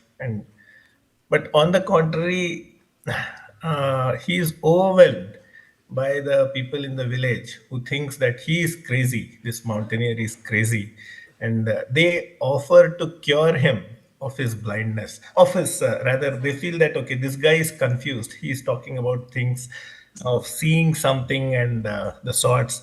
They tell him that, okay, hey, we can cure you of your confusion, we can gouge out your eyes. And and so he has that decision to do, and at the point when he is with these villagers, he thinks that maybe these villagers are right and maybe the problem is with me. And whether we call it peer pressure or the conformity bias. So there are two versions of the story. One version says that, okay, he also becomes one with them, and the other version says that he escapes from them. But I was just thinking how it is like when we try to preach Krishna consciousness to our family or to people around, they think we are crazy. So I think we have that choice whether we actually blend in with them or we keep away from them. And also, I was thinking this is very close to your message of book distribution, that you pick the right fruit, right? And you don't try to make the blind man see light. You look for someone who's more welcoming of that. Just a couple of thoughts which I thought will help It expand the did help. conversation. Very helpful. Thank you.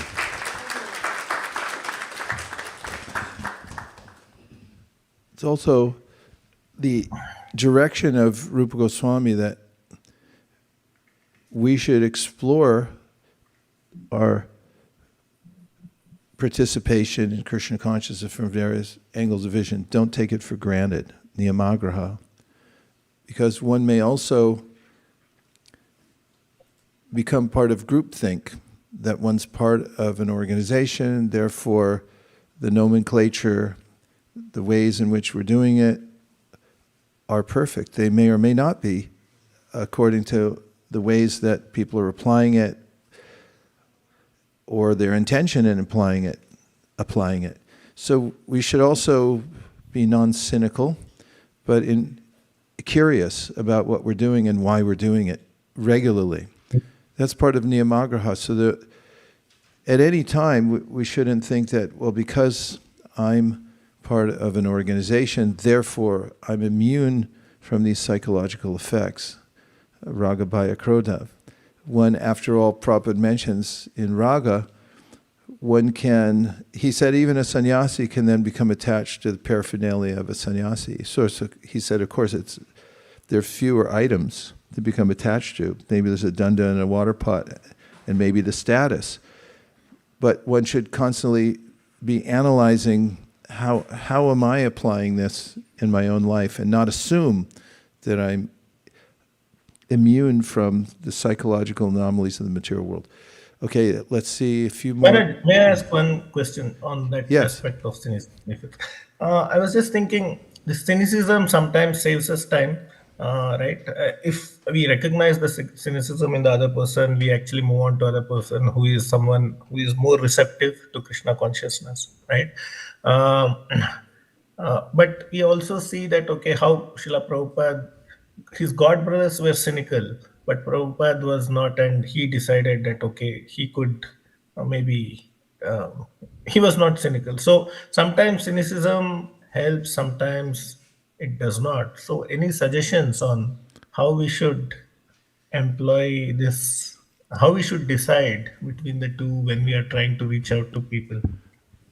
I wasn't clear about how, in your example of how it helped. How if we recognize the cynicism in others, that okay, he is being cynical, we don't waste time on that person. Well, that's how it In that helps. way, yeah. And we actually move on to the ripe fruits. But Prabhupada actually, maybe that's what Prabhupada's God brothers were thinking, that ripe fruits are all in India. But then Prabhupada actually proved them wrong, and he made ripe fruits everywhere. So Yeah, that's sometimes it can stop us from achieving something wonderful. well. When I heard from Sri Antariksha and Apara Gaurangi about this guy smoking a cigarette, they gave more nuance. They say he was only half cynical, which is an observation.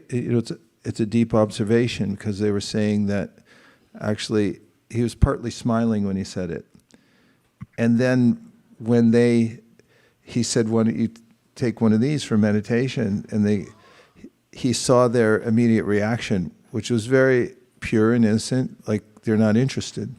Like if you drive by a fast food place, it's not like you think, well, let me pull in there. They didn't hesitate and go like, well, maybe not now, They just said no. And he recognized that in them. And then to some degree, well, let me hear Sri Antariksha. Tell us about this person and how you analyzed him. Hare Krishna. So he was initially, he was smoking, and then he said that, would you like to meditate with me with this? So we said, no, we don't do that. oh, really? You don't want to do this? This is meditation. And then I said, no, we don't do that kind of meditation.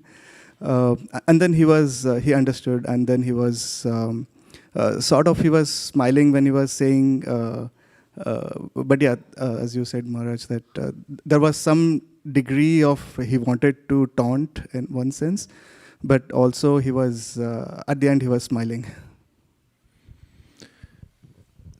So,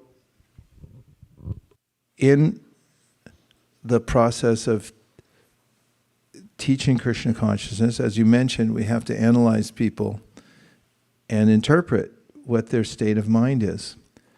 And that takes some practice. First of all, we meet people oftentimes who seem like they wouldn't be interested. For instance, yesterday in San Francisco, I made a resolution that I would talk to everybody and not some people, and I wouldn't prejudge anybody. That was my discipline for yesterday. And I think anybody that was with me can attest to the fact that I didn't spare anybody. Radha Kripa's there. I didn't spare anybody because I just made it a mindset that whoever I see, whoever's approaching, I will try to make a conscious interaction with them and see what's inside and try to find out how ripe or not ripe they are.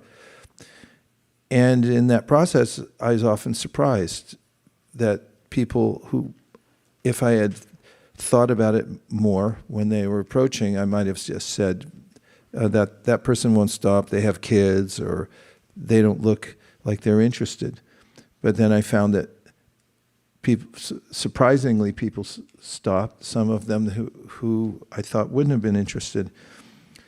And when we're experimenting in the world and we find that we don't know what's inside, then we remain a little open and hopeful.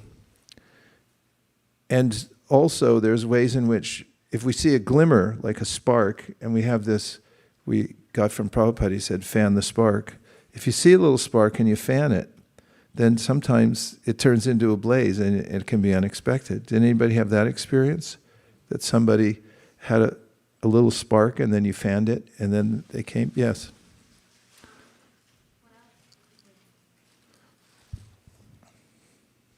I have a real world example and a Krishna conscious example. I'll go for the real world one first. So when I was camping, we couldn't get a fire. This was like in October, I think. So then one spark lit and then people had to blow really hard. And I guess it was kind of fanning it, and then the fire started. And then for Krishna conscious, I slowly started to get books from other people, book distributing. And then that set a blaze in my heart. And then now I started book distributing. Like yesterday, I was able to distribute 16 Gitas. Haribol.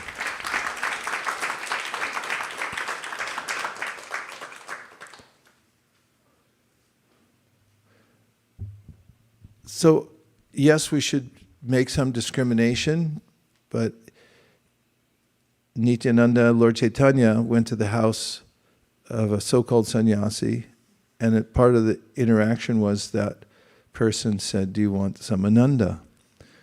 And Lord Chaitanya asked Lord Nityananda, he said, "What does he mean, Ananda?" He said, "He means wine." And then they immediately excused themselves and they went out and they jumped in the Ganga and swam all the way to Advaita Acharya's house. The author says, Vrindavandas Thakur, he said, just see how merciful they were.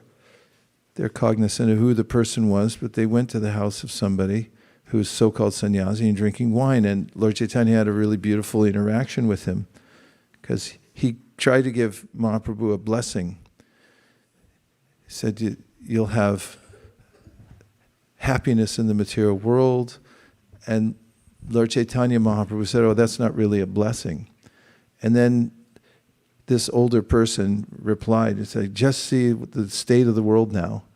I give a perfectly good benediction, and this mere child, he was 24 years old, is now trying to instruct me.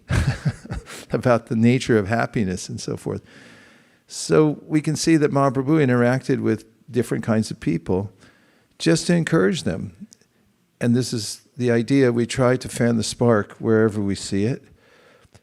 And in the process, we can be amazed that there's some impetus. Yesterday, I met a whole group of young people. They were in maybe high school, and they were a rugby team.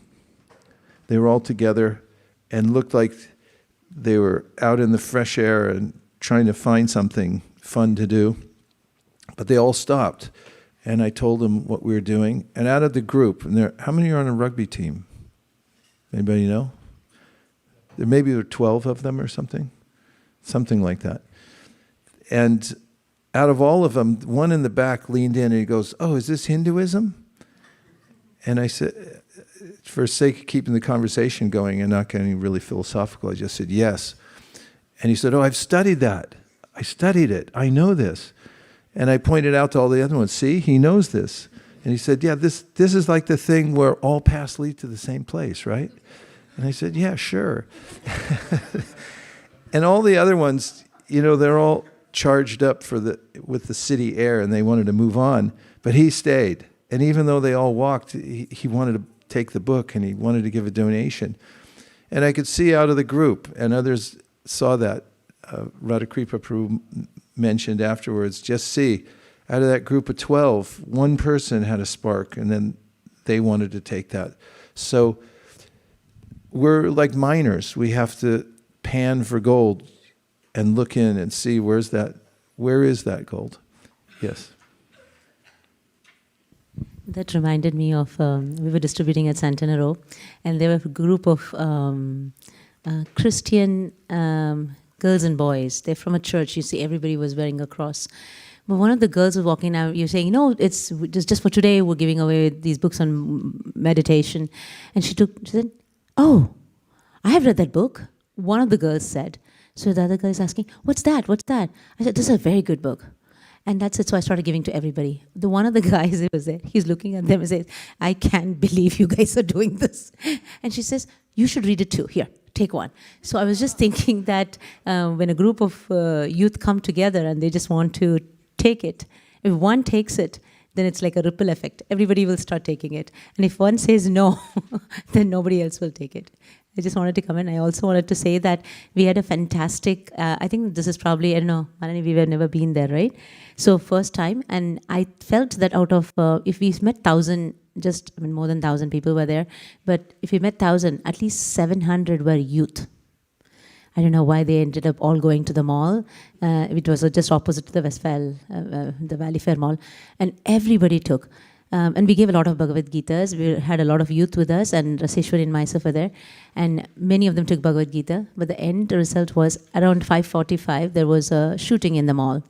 And so everybody, we had already just started packing, and we put our stuff. And we were there, and we saw everybody running out of the mall. Well, of course, we also panicked. We got into our cars and we left. But the most important thought that Raseshwari had was very nice. She said, so many people took it. Almost 600. I think we gave out 300 Bhagavad Gitas and 300 of other books. But so many people were so happy and took it. She says, today they will surely open up the book, hopefully, because they'll still have it in their bag and open and see that, how this is going to help. Hopefully that's going to help. Thank you. The reason they're all down there at Santana Row is because everything's closed in San Francisco. There's no more mall. It's all closed. And that's crushing process. People think everything's fine, but then they realize I'm being crushed. And then, as you said, they may open the book, because where are they going to turn if they feel the crushing process? The earthquake comes, some disaster, and everyone starts thinking at that time, what should I do? So the benefit of our teachings, of Prahlad Maharaj's teachings, is to figure out ahead of time that everything's being broken. It's all being crushed up in a big wheel right now. So therefore, put your full attention on what's most important. Okay, yes. Bhakti Tim, and then Mayapur. Hare Krishna. Thank you for today's class. I really like the cave allegory. I was thinking that when someone is locked up in the cave and all they're seeing is the shadows on the wall, they become conditioned. And so when someone has mercy and lets one of them out, he cuts the rope. And after the rope is cut, that person would ascend into the light. And so it reminded me of last week's Srimad Bhagvatam class. We discussed Kaliya. And Kaliya looks like a knotted rope. And he's out in the light. He's in the spiritual world. And he's extremely offensive. And he's doing very bad things. He's killed the cows, poisoned the gopas. And he's attempting to bite Krishna and strangle Krishna. But the mood with Krishna is different. Like we were talking about crushing. Krishna could have easily crushed him, because Krishna holds all the universes within his mouth. He could have easily became heavier than the heaviest and smashed him. But I think Krishna has that understanding that Kaliya is not such a bad person, so he dances on him, and it humbles Kaliya. And so it was just reminding me of all this discussion of distributing of books and having that mercy and going out and not trying to crush the people, but having mercy. And when you go out for books, oftentimes you dance like how Krishna dances on Harinam anyway. So those are my thoughts. Thank you. Haribol. Also in that pastime, something very subtle happens because Krishna's dancing on the hoods of Kaliya. And his wives, who are pure devotees, the Nagapatnis,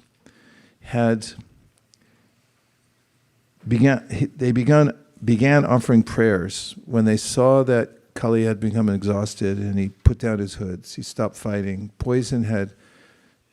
He had reduced his poison almost to nil. And then his wives began to say, we understand how he was atheistic. They called him atheistic. And they said that actually he deserved everything he got from you. Even though he's our husband, we know that he was bad. And he even deserved to die. But then they said, we noticed that after you danced on his head, he changed. They recognized in him that his countenance, they knew him probably better than anybody, right? Like a wife knows the husband, can understand. His countenance has changed. So they said, but now he's changed. And the acharyas said they recognized in him that he was open. So there's something subtle when we're interacting with people where if we're practicing Krishna consciousness, we'll be able to see that spark in other people. There was a guy who looked close to homeless, although it's hard to tell in San Francisco. It's kind of a look. I don't know, they must have a store where it's like, hey, you want to look homeless? Sure. But he was really nice. He gave me his lighter, because that's all he could pull out. And lighters are very useful for puja, so I always like to extract those. And I always notice how attached everyone is, because like, how am I going to smoke pot after this? But he handed it over. And he came and he sat down in the Harinam. You know that guy who was sitting right on the street, and he was just listening to the Harinam, and he was into it. He just seemed like one of the devotees. And you could sense something in him. He wasn't crazy. He wasn't trying to taunt the devotees. He wasn't just mad out of his head with alcohol, but he actually had some interest in it. And that's the mood of the devotees like Shivananda Sain. That dog ran in when everyone was walking down to Jagannath Puri, all the pure devotees, and they're chanting and they're walking to see Lord Chaitanya Mahaprabhu. And this dog, the dogs in India, they're not all fluffy coats. I mean, I don't know at that time, but street dogs, they have a really hard life because they have no master. They just have to defend themselves and get in with the alpha dog and protect themselves by being part of a pack. But this dog broke off, and it's dangerous for them. Anyway, I'll go into the story. The dog got in with the pack, and Shivananda Sain said, he's with us. That impetus to join the devotees. So what if he ran in? He said he wants to be with us. Feed him. Make sure you feed him. He told the head cook to every day make sure he gets his 2 cups of rice. They cook rice and the dog ate it. And then when the dog didn't get his rice, and who knows what the causality was, but he asked, "Where's the dog? The dog's gone. I forgot to feed him." And Shivananda Sain became disturbed. He was morose. He was sad, and everyone felt sad. This is the heart of the devotee who feels sad for people, paradukha dukhi. And if he sees a little impetus, then he takes it and says, please come. That's the highest way of worshiping Krishna, is to be out amongst all the people. Prabhupada loved that. He came all the way from Vrindavan to be with people in whom he saw some spark, and he would always fan it and bring it to the surface. It's the best way to see Krishna in everybody, because they're all devotees of Krishna, and it can come out at any time. Okay, who is next? Yes. Oh, yes. Mayapur Vihari, and then Brajaras Bhavana. And then Tadiya Seva. Okay.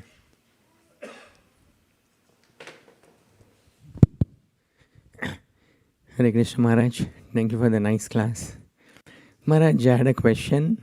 How as a aspiring devotee, how would I know if I'm being cynical towards certain things where I should not be? Some things are obviously white and some things are obviously black, but the middle road. For example, and I'll boil down to my question, I surrounded by many devotees at ISV, observe, we talk about Vastu a lot. And I'm somehow not much into it. But then I see that there are devotees whom I consider my Siksha gurus, very senior. The discussions often go into that. So I often wonder, am I being cynical? You just mentioned no one should feel I'm beyond certain things. At the same time, you also mentioned one should not take shelter of material things. So the best answer I heard to that was from a devotee named Devakinandan Prabhu. He's from Singapore. He's the head counsel for ISKCON. He's an international attorney. He gave class in Mayapur. Last time I was there, I sat in his class, and I appreciated it very much. And somebody, actually it was Shukadev Swami from South India, I think he was from Andhra, he asked this question. It was time of Kumbh. A lot of people go into the Kumbh, which is trying to be at the right place at the right time to get some material benediction. Prabhupada generally went to the Kumbh to preach, because he said, that's where all the people are, let's feed them prasadam and distribute tons of books. But most people are going there because I'm going to catch some benediction on my head. So he asked, did Shukadev Swami, that how is it that devotees know well that we just take shelter of Krishna? We don't need these remedials. And he mentioned the Kumbh, and then he mentioned astrology, and he didn't mention the V word.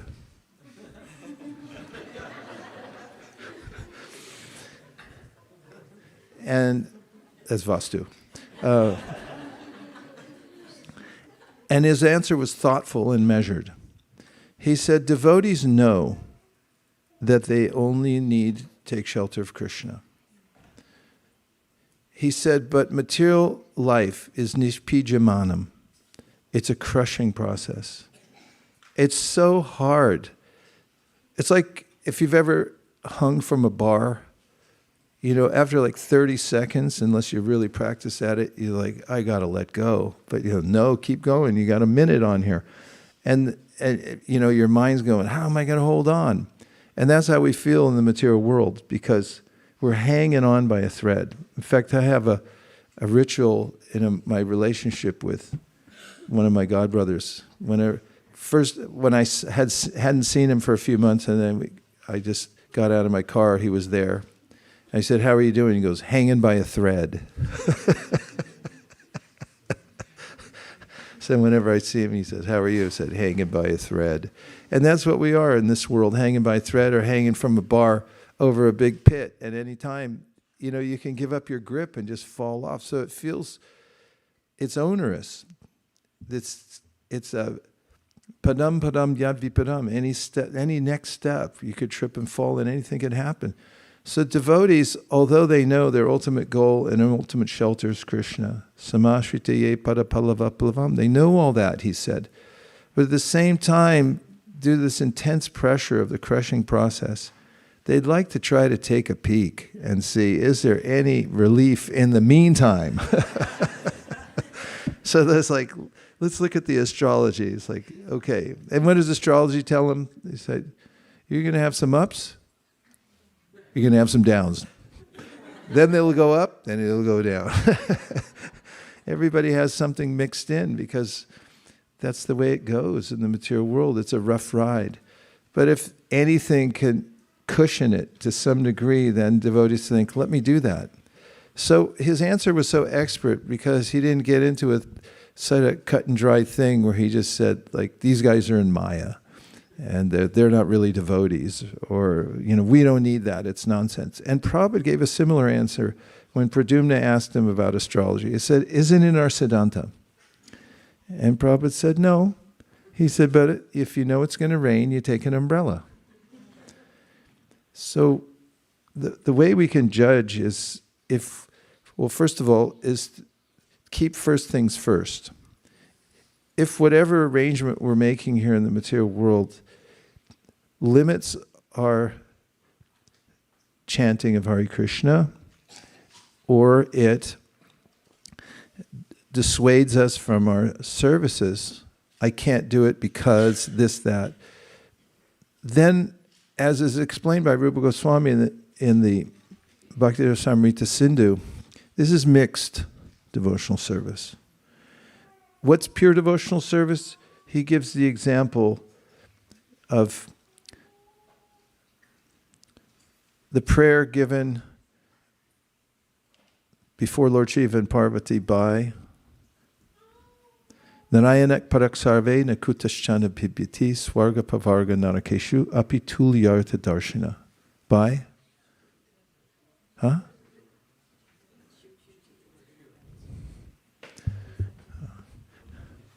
Okay, so he says in this prayer that pure devotee just depends on Narayan. Narayana Paraksarve Nakutaschana Bhibyati has one-minded attention to his service. And therefore, heaven or hell, he sees as equal. It's tulya. Whether you go to hell or you go to heaven. Chitraketu, thank you. I was thanking Super Soul because somebody else said it here. Chitraketu says this, and he said, this is the modus operandi of a pure devotee. It's accept whatever condition one's in. But if there's some slight adjustment you can make without distracting from service or thinking that I need to worship demigods in order to do devotional service, this is an errant idea. Or that I can't do something until I make a special arrangement. No, Narayana Paraksarvena Kutaschana Bhibyati. But when people build temples or they get a house, if there's one place that may be better than another, then you can try for it. But don't waylay your devotional service in the meantime. And if there's an opportunity to go on preaching, Prabhupada came to America. The first temple I moved into did not have great vastu. It was on Valencia Street in the Mission. When I told my parents when I was 16 I was moving into the Mission district, they were aghast. Because the place was full of derelicts and drunks and sex shops and who knows what else there. And that's where you're going to live? What was our temple before we bought it? It was a funeral home. It used to have dead bodies in it. Prabhupada purchased it, or the devotees did. Jayananda bought it. They brought in a bunch of cow dung and spread it on everything. And they got to the work of, and it turned out that that particular center became very productive. Hundreds and hundreds of devotees were made there, and millions of books were distributed. And that was the top temple in book distribution in the world, San Francisco. Prabhupada always kept mentioning it in letters that I'm going to San Francisco first because they're distributing more books than anybody. He rubs it in for everybody. That's why I'm going to San Francisco. So we could have said, wait till we find the Vastu ready place. And he could have said, wait till it's Vastu, then move in. But he didn't. So we have to balance the whole thing. Yes, the umbrella, but if you got to run across the field without an umbrella to distribute a Bhagavatam set, we'll go without the umbrella and get the Bhagavatam set distributed.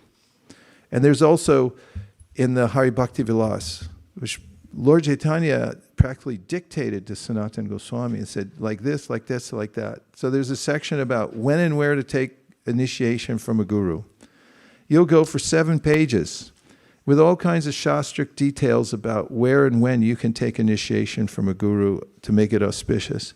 And at the very end, and I wish I had skipped to the end, he says, but if the guru decides he or she will give you the initiation in the middle of a rice field when you weren't expecting it, you take it, because that's all auspicious. So there's a balance to these things. It's there in Shastra, and yes, it's a good idea, but don't wait necessarily, stay in the transcendental vibration and keep your preaching going. And remember, heaven or hell, we go on. There's a great shelter in staying in the process of chanting and giving Krishna consciousness to other people. Oh, okay, we're almost done. And it's Brajaras Bhavana was next.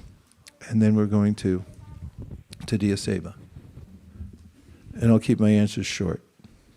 I wanted to hear more on the psychology of the person in the cave dweller story that went out, and when he comes back, he also might face some cognitive dissonance with the group being against him, and also being it goes both ways. So I was wondering if you could comment on that, and then also if you could comment on, let's say there's another cave deeper inside, someone who hears from this person that went outside but hasn't actually gone outside. How can they then continue convincing others? Do they need to see the outside, or can they convince without that?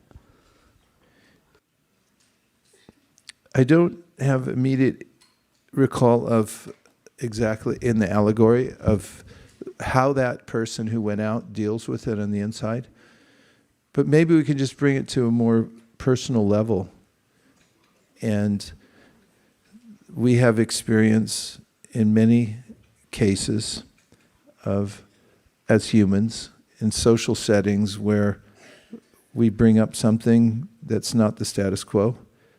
For instance, if you have a morning program and you just rush through the 10 offenses, if you don't just rush through the 10 offenses without really listening to them, then people think like, well, you're not following the morning program.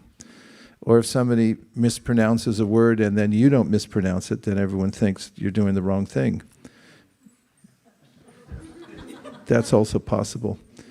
And so that's why I said we have to be careful of niyamagraha and just accepting the status quo. And also, personally, I've been through cases where I lived with a Prabhupada said this, and then later on saw for myself that he said something slightly different. And I say, okay, we'll adjust that. Your question is about how we should deal with the situation. Could you say it in one sentence? Yeah, it's like if we are that person that goes out, how do we deal with that cognitive dissonance that may come from challenging a group? Yes. By having a solid, being solidly grounded in association with somebody that you trust, or that you have guidance, because everyone gravitates to various aspects of Krishna consciousness, and there may be some there will be cognitive dissonance when you're in groups of people. So it's important to know your brand and to have those who represent that that you can consult with and come back to a sense of resonance rather than dissonance. I have that in my life because there are various, since the very beginning of ISKCON, there have been lots of different ebbs and flows and different ideas coming and going and so forth. And of course, there's Prabhupada's books, but then there's people who I find are generally equipoised and learned. They live in their life in a very balanced way. They don't go off into the antithesis and become part of the conspiracy theory advocates. And they're able to balance the two things at one time. That there's going to be differences of opinion, but they find a place to live in that. And I tend to want to associate with such people who are able to accommodate those things and have discussions. Siddhanta bole chitanakar alash, iha hoite krishne laged sudrimanash. We've been through various iterations of what a guru is in ISKCON, as an example. And during those times, I became studious in reading Shastra, talking to devotees who had more experience, who were there when Prabhupada said this or that, and I did my due diligence to have a clearer understanding. I read a really good book by Veerabahu Prabhu, who wrote something very straightforwardly from Prabhupada's writings that said, the Guru and what Prabhupada said. I'm just giving this as an example.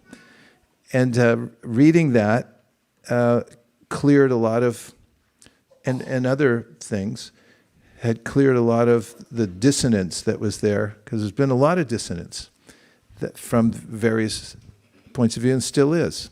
So one has to do one's own due diligence and find out those people who are balanced, equipoised, learned in Shastra, where you can have discussion and ask questions and come to a proper understanding of yourself. Otherwise, what are you going to do if you don't use your own intelligence and try to figure it out, right?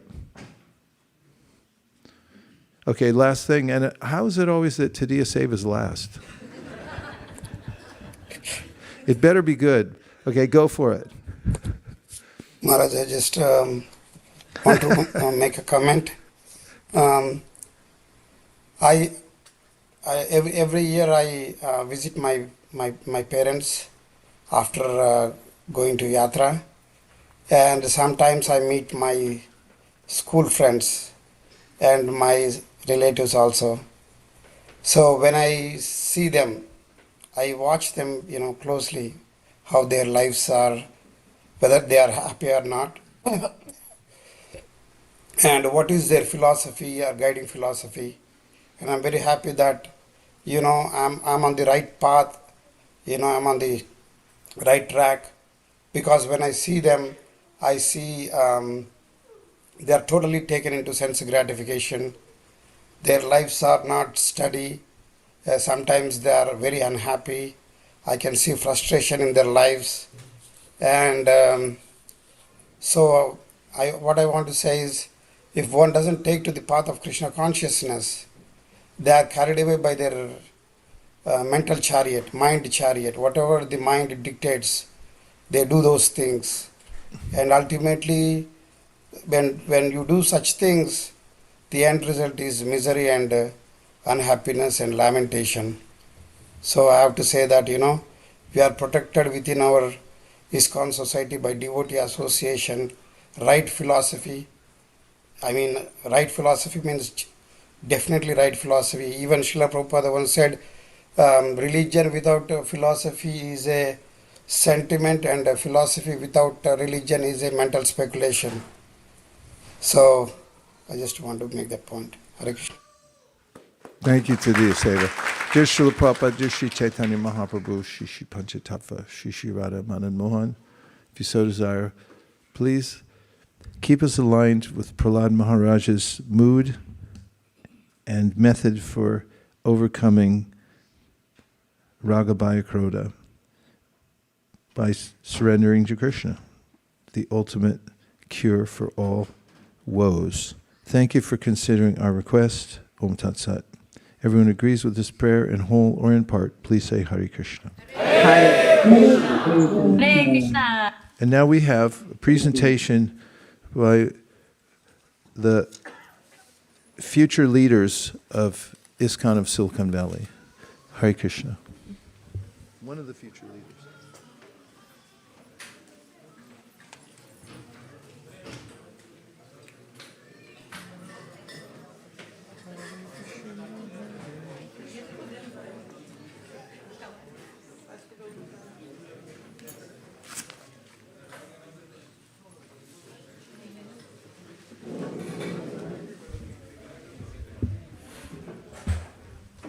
Must have been hard to fit.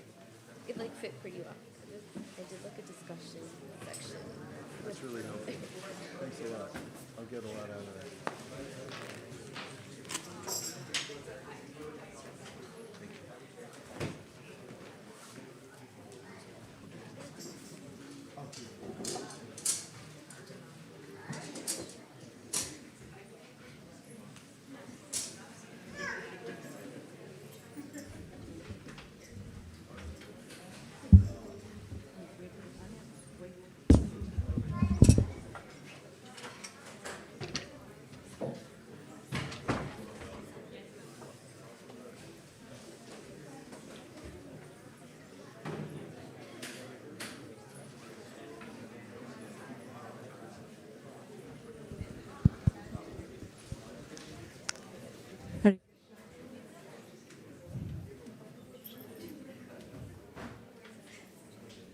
Hare Krishna.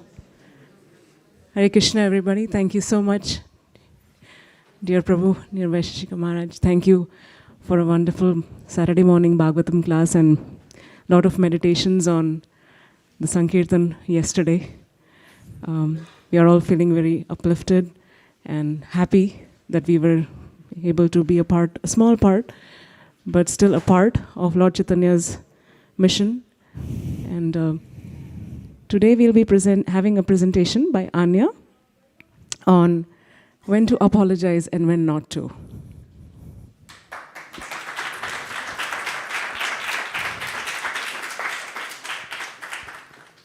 Hare Krishna. My name is Anya and I am 12 years old. Today I will be presenting on Chapter 2 from the Bhagavad Viveka by Garuncha Dashandas.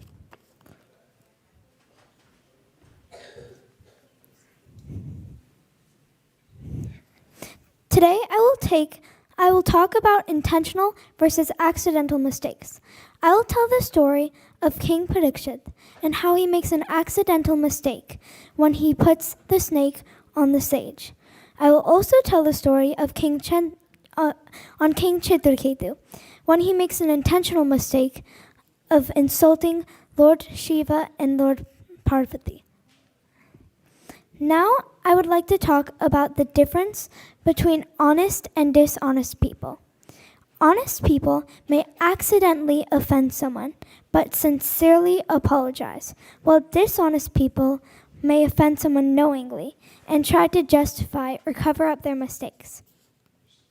For honest people, the Lord may excuse them with a small punishment, but for dishonest people, if these people take advantage of the Lord, then they will be punished and fall into the clutches of Maya. A mistake is truly a mistake if one fails to learn from it. Honorable people learn from their mistakes, regret them, apologizes, atones, and genuinely tries to fix them, and does not repeat them again. You can perfect your life by reading Srimad Bhagvatam, as King Parikshit does. You can ruin your life by having a false ego, which would lead to no regret for mistakes and depression. To become an honorable person, you should remember to acknowledge your mistakes. This will result in staying humble and remaining humble. One important thing which devotees don't want is others to suffer for their mistakes. For example, if my friend litters and then her family member has a bad day, then her family member would be suffering for her mistake. You should always remember why and why not to apologize. In King Parikshit's story, he accepted his curse and heard Srimad Bhagvatam. King Parikshit does not apologize because he did not want to make the sage feel worse about the unproportionate punishment. In King Chitraketu's story, Parvati curses him to become a demon, and he apologizes for any offense he may have committed.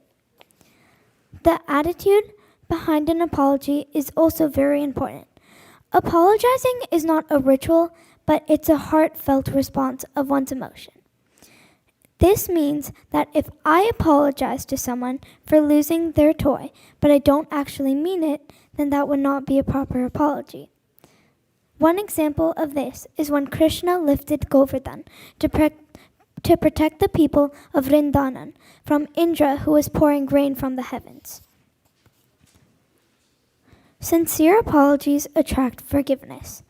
Noble people don't hold grudges for sincere apologies. And if they offend others, they ask for forgiveness. And when others offend them, they forgive them sincerely. We ask for Krishna's forgiveness, and we are hopeful for Lord's mercy. Making a mistake is common, but honest people regret them, reflect on them, and remember them, so they don't do it again. The moral of this chapter is that mistakes are bound to happen, but how you fix a mistake is the most important. Thank you.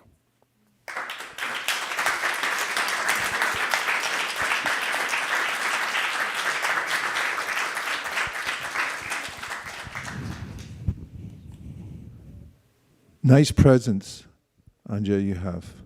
And your presentation flowed well. Thank you. I have a question about Chitraketu. Mm-hmm. Can you say more about how his mistake is distinct, and did he not apologize? Can you say more about what makes his different from Parikshit's?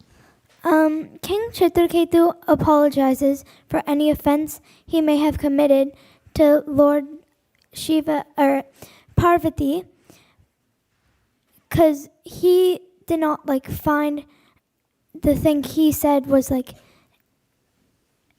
insulting her, but Parvati may have seen that as insulting her and trying to direct something against her.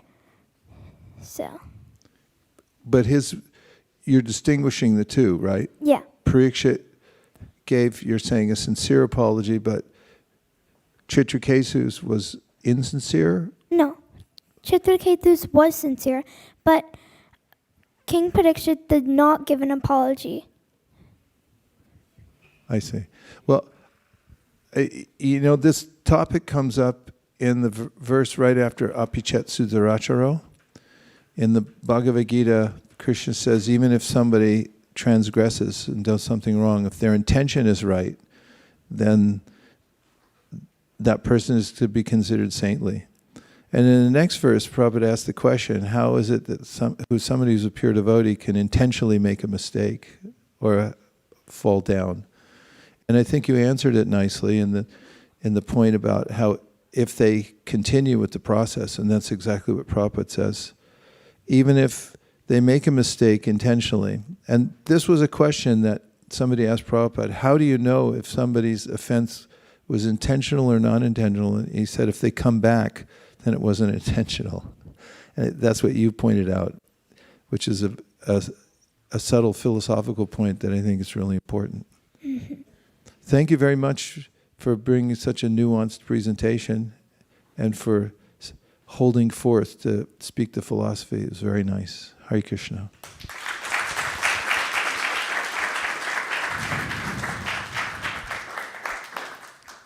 Thank you, Maharaj. Any other questions, comments, or reflections?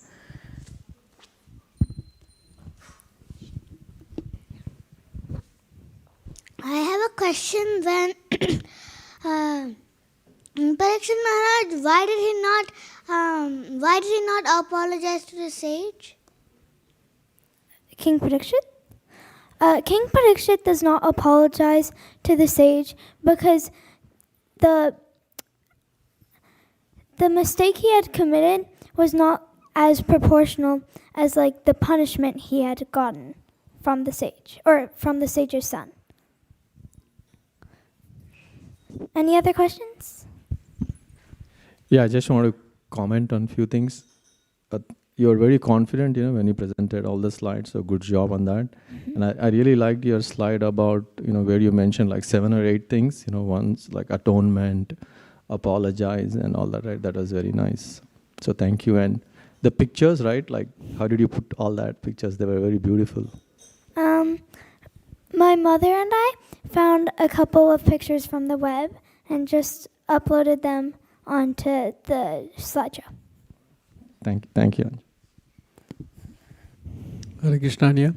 I like the point you mentioned about that, the atonement process, how somebody can realize, reflect, and then I think few are words you use. Can you actually go back to that slide? I think that's a very beautiful slide.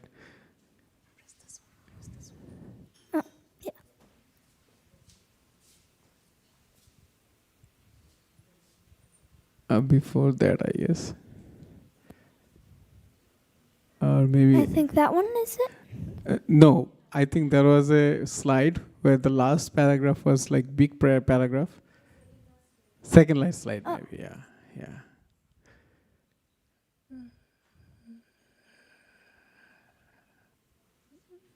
Yes, here.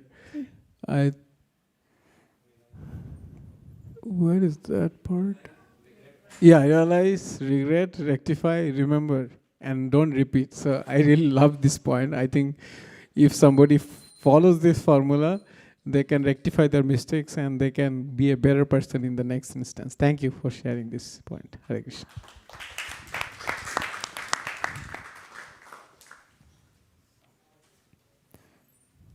Thank you. I guess that is it. There's no more comments or questions. Thank you. So I just wanted to say that Anya and their family have been connected to the Sunday school for the last 2 years. And her dad, Mark, brings his daughters actually sometimes to help in Janmashtami garland making and so many other services which we encourage through our Sunday school. So thank you, Anya, for all that you do. And thank you to the parents for raising such a wonderful child. And her older sister was actually part of the youth club last year. So it's very wonderful that we have you connected. They moved from South Africa a few years ago, and then they started to come to this temple. Thank you.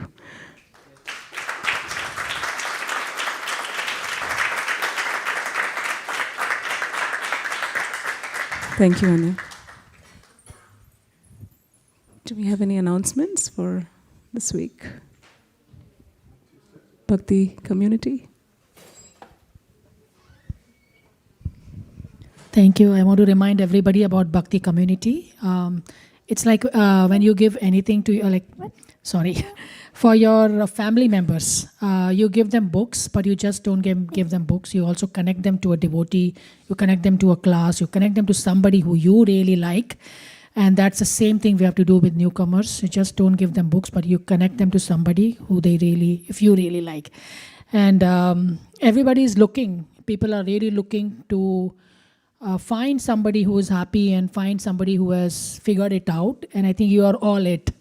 And it's good that you connect somebody to, connect those people to Bhakti community. So thank you, everyone.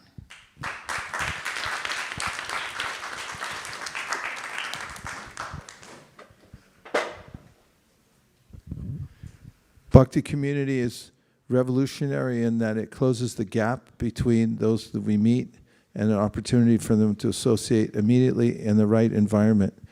So I highly recommend keeping the gaps closed so that we don't miss opportunities for people who are ready to become devotees and want to associate. Yesterday we met several people. One of them was a security guard in front of the bank, and he accosted me as I was trying to walk away, and he wanted to ask a bunch of questions because he was observing all the devotees. And I think he had already received some books, and he had lots and lots of questions. And at the end, we got his information, because I could have just left it at that. We got his information so we could reach out and invite him to the Bhakti community, and I felt completely satisfied that we'd done everything we could to close the gap. So that's the perfection of our interactions with people, is give them the opportunity for the next step. Bhakti community is setting an example for spreading Krishna consciousness all over the world. Thank you to Pavani Bhakti and Jai Madhava and their team. Hare Krishna. Now we have Malini Devi Dasi will tell us our dynamic approach to book distribution today and what we did yesterday.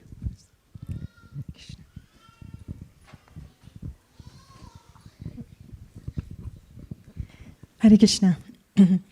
So yesterday was a fantastic day. I don't know how to even explain what it was.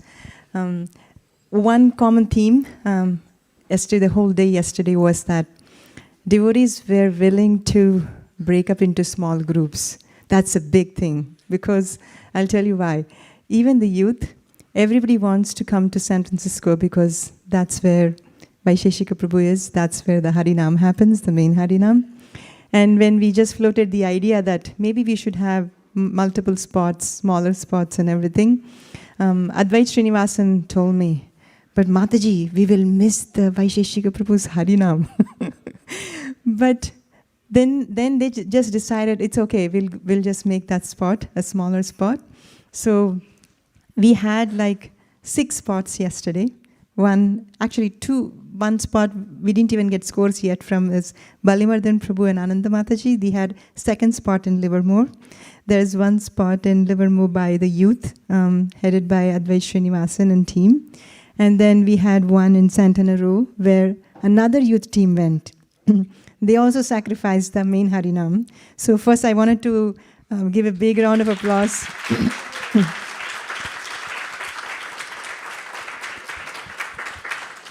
And our Western Sankirtan team have been doing it for many years. They are skipping the main spot. They're sacrificing the main spot. But and one team in Seattle also who are distributing books in separation from here. But initially we thought that we won't be able to make our goal, which was at least 4,000 Bhagavad Gitas. And we were towards the end of the Harinam that was happening, when Prasadam was going on, we were not even done halfway yet. And I was telling Vaisesika Prabhu that we have a lot to go. And when Vaisesika Prabhu started the Harinam and singing Harinam, books started flying. And in the end, when we counted towards the end, we did 2,030 books at the San Francisco Harinam, which was just good. And total, across all the spots, just yesterday, we distributed close to 4,200 Bhagavad Gitas across all the spots yesterday.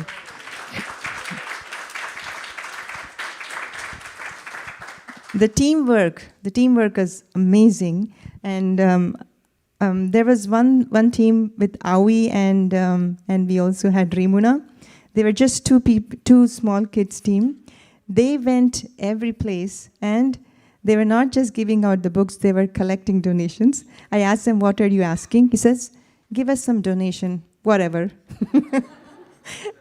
And people were giving them donations. Each time they come up with, oh, I got $10, I got $5, I got $20. They did really good. And I also saw that the devotees who usually don't distribute books, that is our Vishwapati Nityananda Prabhu, he takes one case of Bhagavad Gita, he goes, and he comes smiling back from there, I'm finished. And then he comes back to the main table, let me take another one, he goes, he comes back smiling, I'm finished.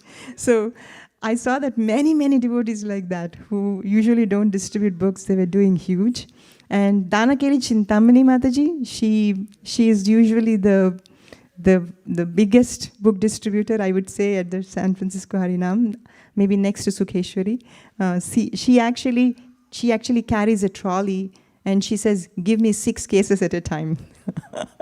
And she goes away from the Harinam, and she distributes. And I don't know what magic she has. Each person, she says, they take the book somehow from her hand. So many devotees like that, like unsung heroes, and everybody did their part. And that's how we were able to do so many books in one day. And congratulations to all the devotees, and very ecstatic that we distributed more than 4,200 Bhagavad Gitas yesterday.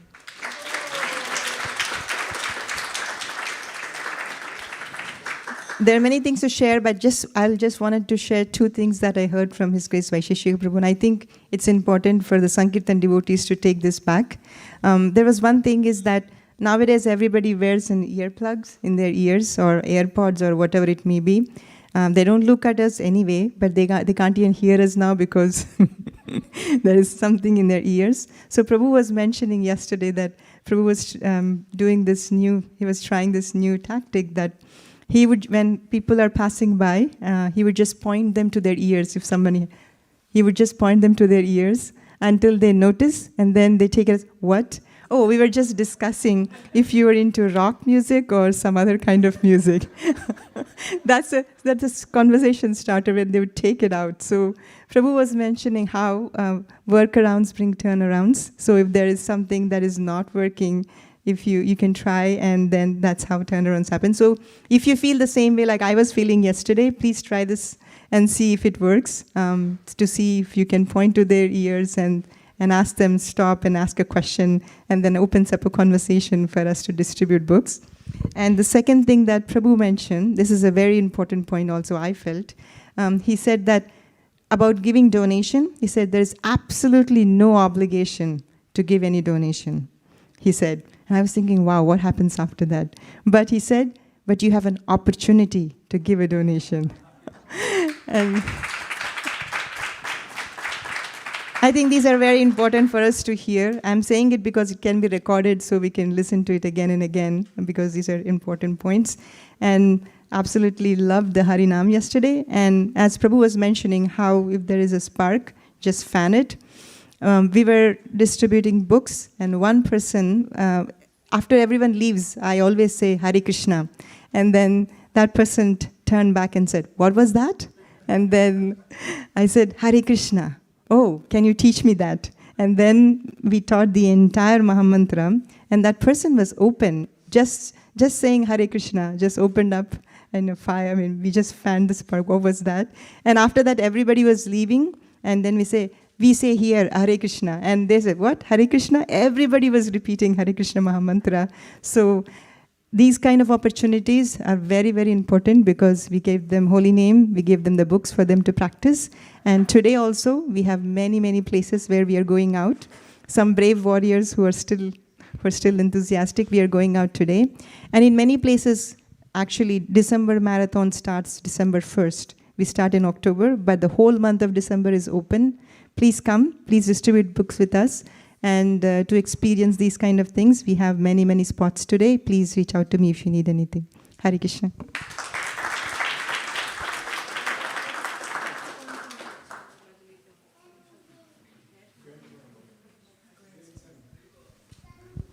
Now we will have the grain ceremony. If you can all turn your attention towards the deities.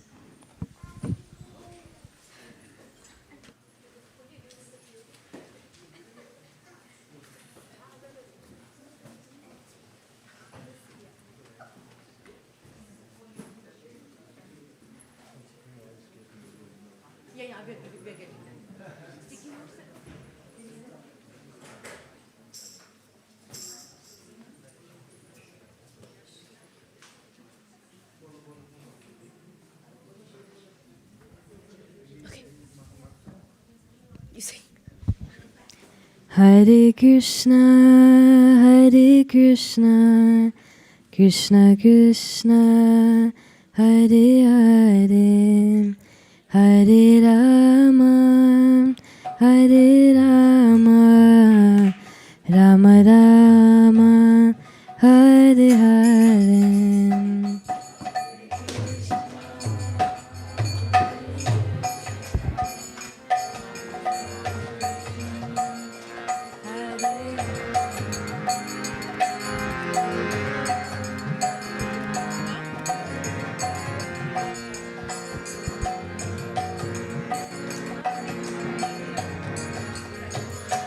Hare Krishna, Krishna Krishna, Hare Hare, Hare Rama, Hare Rama, Rama Rama, Hare Hare.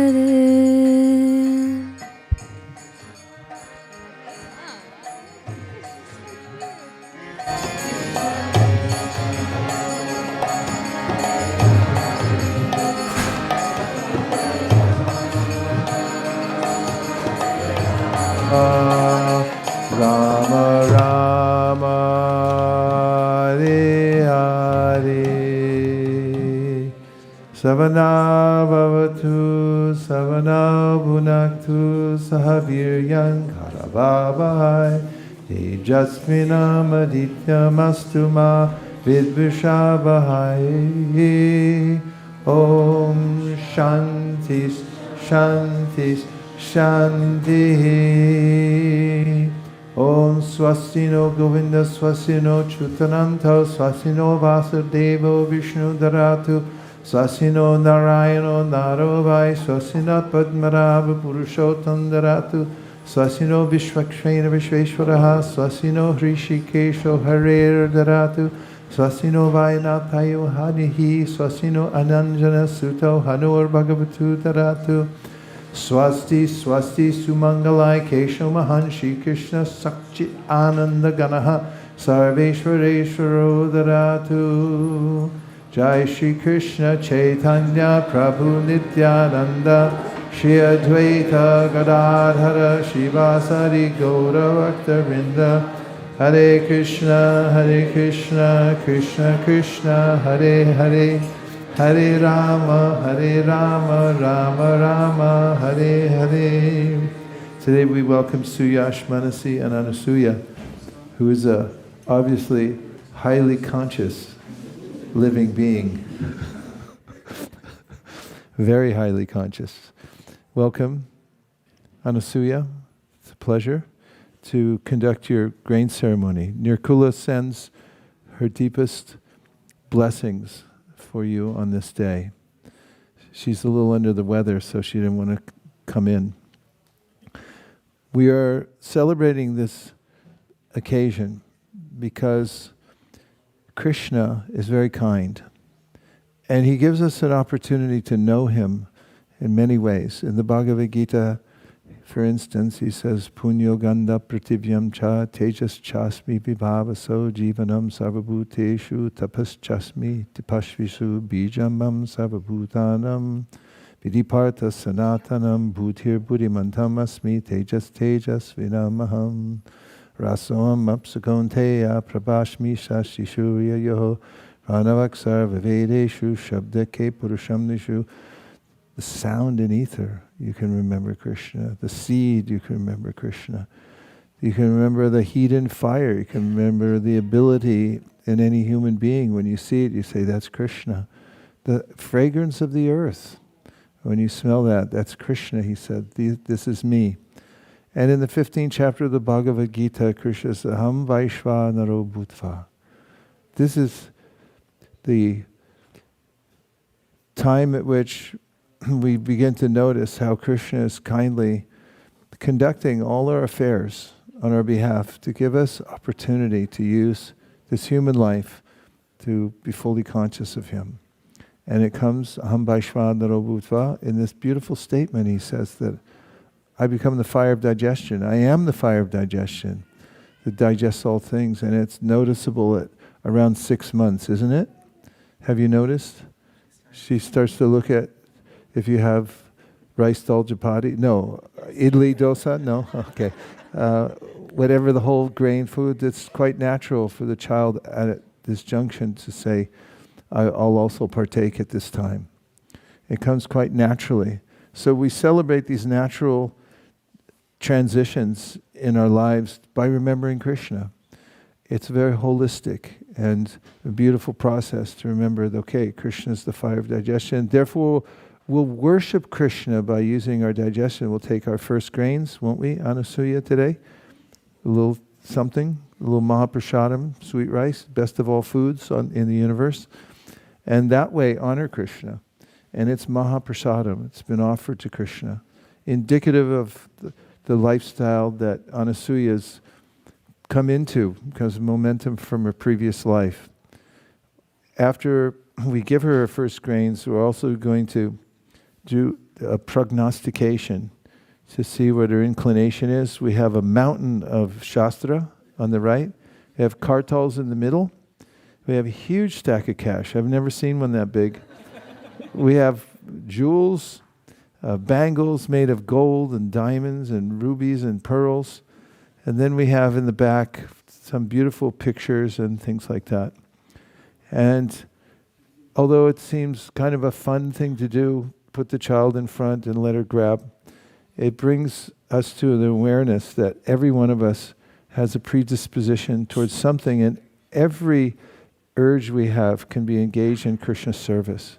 It's such a sweet way to think of a child growing up, that whatever he or she is inclined to, then encourage. Because Krishna consciousness is not about dry renunciation. It's about engagement of our senses in the aesthetics of the world in order to please Krishna and to also purify our senses. So what a great ceremony today. And Anasuya, on your behalf and to consecrate this ceremony, we're going to chant a chapter of Bhagavad Gita. And many people in the world have heard of Bhagavad Gita. Many have the Bhagavad Gita, but very few chant the Bhagavad Gita together. So we're going to break the mold today. And we're all going to chant a chapter of Bhagavad Gita. And we pray that this goes to augment Anasuya's devotion to Lord Krishna by hearing this at around 6 months during her grain ceremony, that may the blessings of the Supreme Personality of Godhead come to her and envelop her. May she be protected at every step of her life by Krishna, and may she become a great devotee of Krishna by reading Bhagavad Gita every day. With that, let's chant Purushottam Yoga Ata Panchamat Panchadashodhyayaha Shri Bhagavana Vacha Urdhva Mulamada Shakam Ashvatam Prahuravyayam Chandamsi Yasya Paranani Yastam Veda Savedavit Adashchodvam Prashritas Tasya Shaka Guna Pravrida Vishaya Pravala Adashtamulan Anusantatani Karmanubandhini Manushaloke Narupamasyeha Tato Palabhyate Nanto Nachadir Nacha Sampratishta Ashvatamenam Suvarudamulam Asanga Shastrena Dridhena Chitva Tatakpadam Tat Parimargitavyam Yasmin Gatana Nivratanti Bhuya Tameva Chadyam Purusham Prapadye Yata Pravritti Prashrita Purani Nirmana Moha Jita Sangha Dosha Adhyatma Nitya Vinivritta Kama Dvandveva Mukta Sukha Dukha Samjaya Gachantya Mudha Paramavyaya Natad Basayate Surya Ashashanko Napavakaha Yad Gatvana Nirvartante Tadama Paramam Mama Mamai Bamsho Jiva Loke Jiva Bhuta Sanatanaha Manakshastani Indriyani Prakriti Stani Karshati Shariram Yadavapnoti Yachapyukramatishvaraha Grihit Vaitani Samyati Vayurgandham Ivashayad Shotram Chakshushparshanam Cha Rasanam Granam Evacha Adhishtaya Manaschayam Vishayanupasevate Udkramantam Stitam Vapi Munjanam Vagunanvitam Vimudhanana Pashyanti Pashyanti Jnana Chakshushaha Yatanto Yoginaschainam Pashyantyatmanyavastitam Yatanto Pyakritatmano Nainam Pashyanta Chetasaha Yadaditya Gatam Tejo Jagadbhasayate Kilam Yachchandramasi Yachchagnau Tat Tejo Vidhimamakam Gam avishya cha bhutani dharayam yaham ojasa pushnami chausadi sarva somo bhutva rasatmakaha ham vaishvanaro bhutva praninam amastitaha pranapana samhayukta pachamnyanam chaturvidam sarvasya chaham vridisani vishto matak smritir jnanam apohanam cha vedaisha sarverahame vedyo vedanta krid veda vedeva chaham dvavima purusha loke shara eva cha sarva sarvani bhutani kutasto shara uchate Tama purushastvanya paramatme tudarita yoloka trayamavishya vipartavya ya ishvara yasmat sharamatitoham aksharada pichotamaha atosmi loke vedecha pratita purushotama yo mameva masambudho Janati Purushottamam Sasarva Vid Bhajati Mam Sarva Bhavena Bharata Iti Kuyatamam Shastram Idam Uktam Mayanaka Etad Budva Buddhiman Syat Krita Kritasya Bharata Om Tat Sat Iti Srimad Bhagavad Gita Supanishatsu Brahma Vidyayam Yoga Shastre Shri Krishna Juna Sambade Purushottama Yoga Nama Panchadoshodhyayaha Hari Om. And now with some more kirtan, we'd like to offer first grains to Anasuya.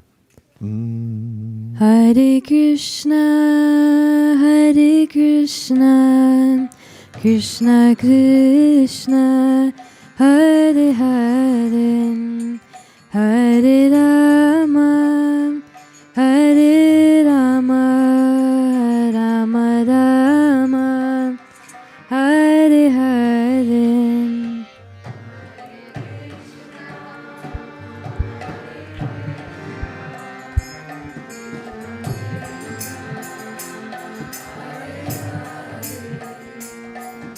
Yum Yum Bapi.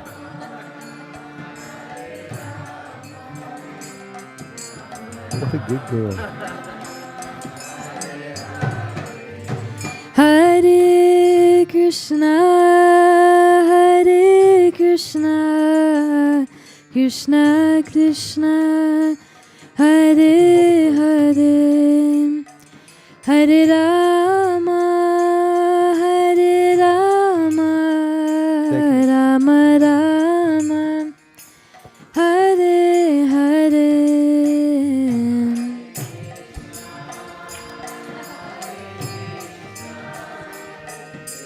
Krishna Hare Hare Hare Rama Hare Rama Rama Rama Hare Hare.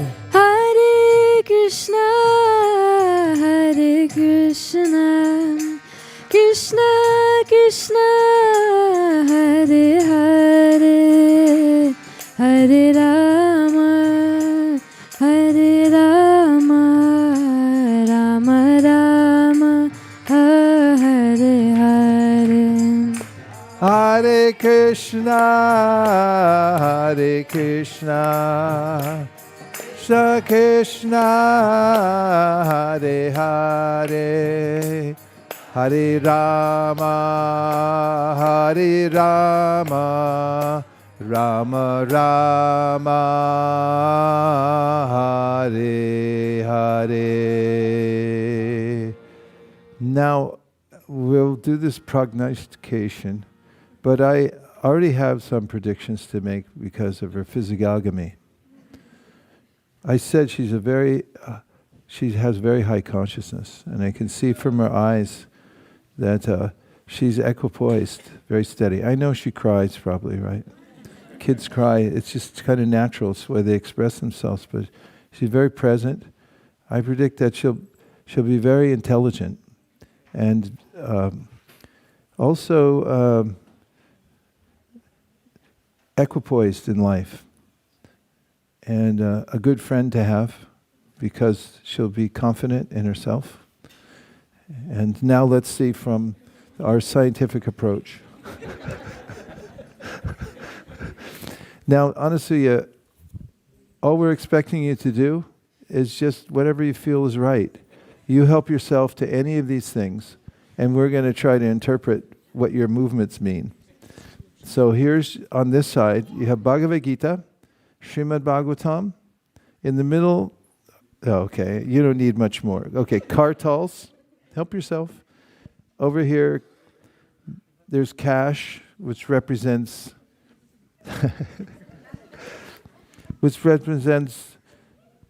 wealth, opulence, used in the service of Krishna, perhaps bringing your acumen and some skill to help spread the Krishna conscious movement. And here is your intellectual approach. Okay, right? And don't scream, because it'll traumatize her for life. Okay. Help yourself. Everything there is for you to bring closer to you. Yeah? Okay. Here we have nature over nurture. Nurture over nature, we have. And we can see that epigenetics means even if you're inclined in a certain way, no, let her go, let her go. Whatever she wants to do. Otherwise, we don't want to interrupt the experiment. It's a double-blind experiment. She likes devotees. She likes the Bhagavad Gita. She's very confident, as I said. Okay, Gita. There, Gita. Also, the fabric is there. Should be a good dresser, as she is now. And kartals, a good kirtaniya. Oh, kartals. Okay, she'll be all-arounder. Not only will she be expert at organizing things to bring wealth to the Sankirtan movement, she'll also be highly learned in the Shastra and a great kirtaniya. This is my pronouncement. Hare Krishna. You did well, Anasuya.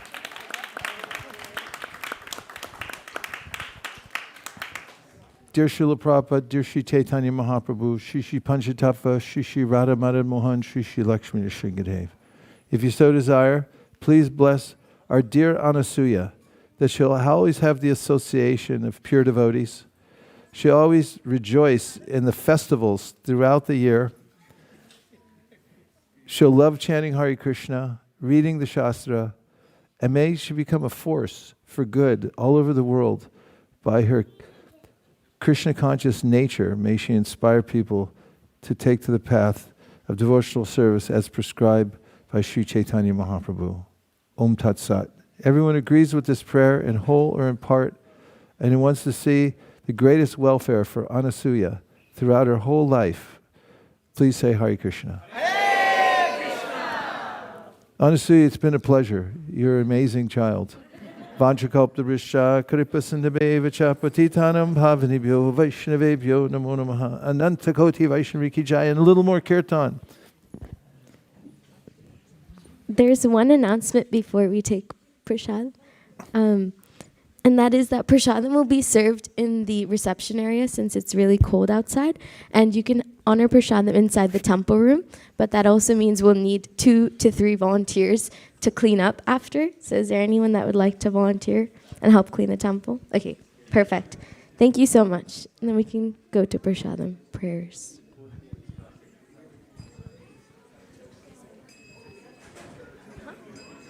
Oh, he said kirtan?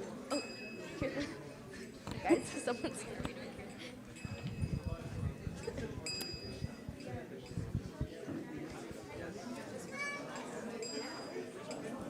शरीर विद्याजन जोरिंद्रिय ताहे का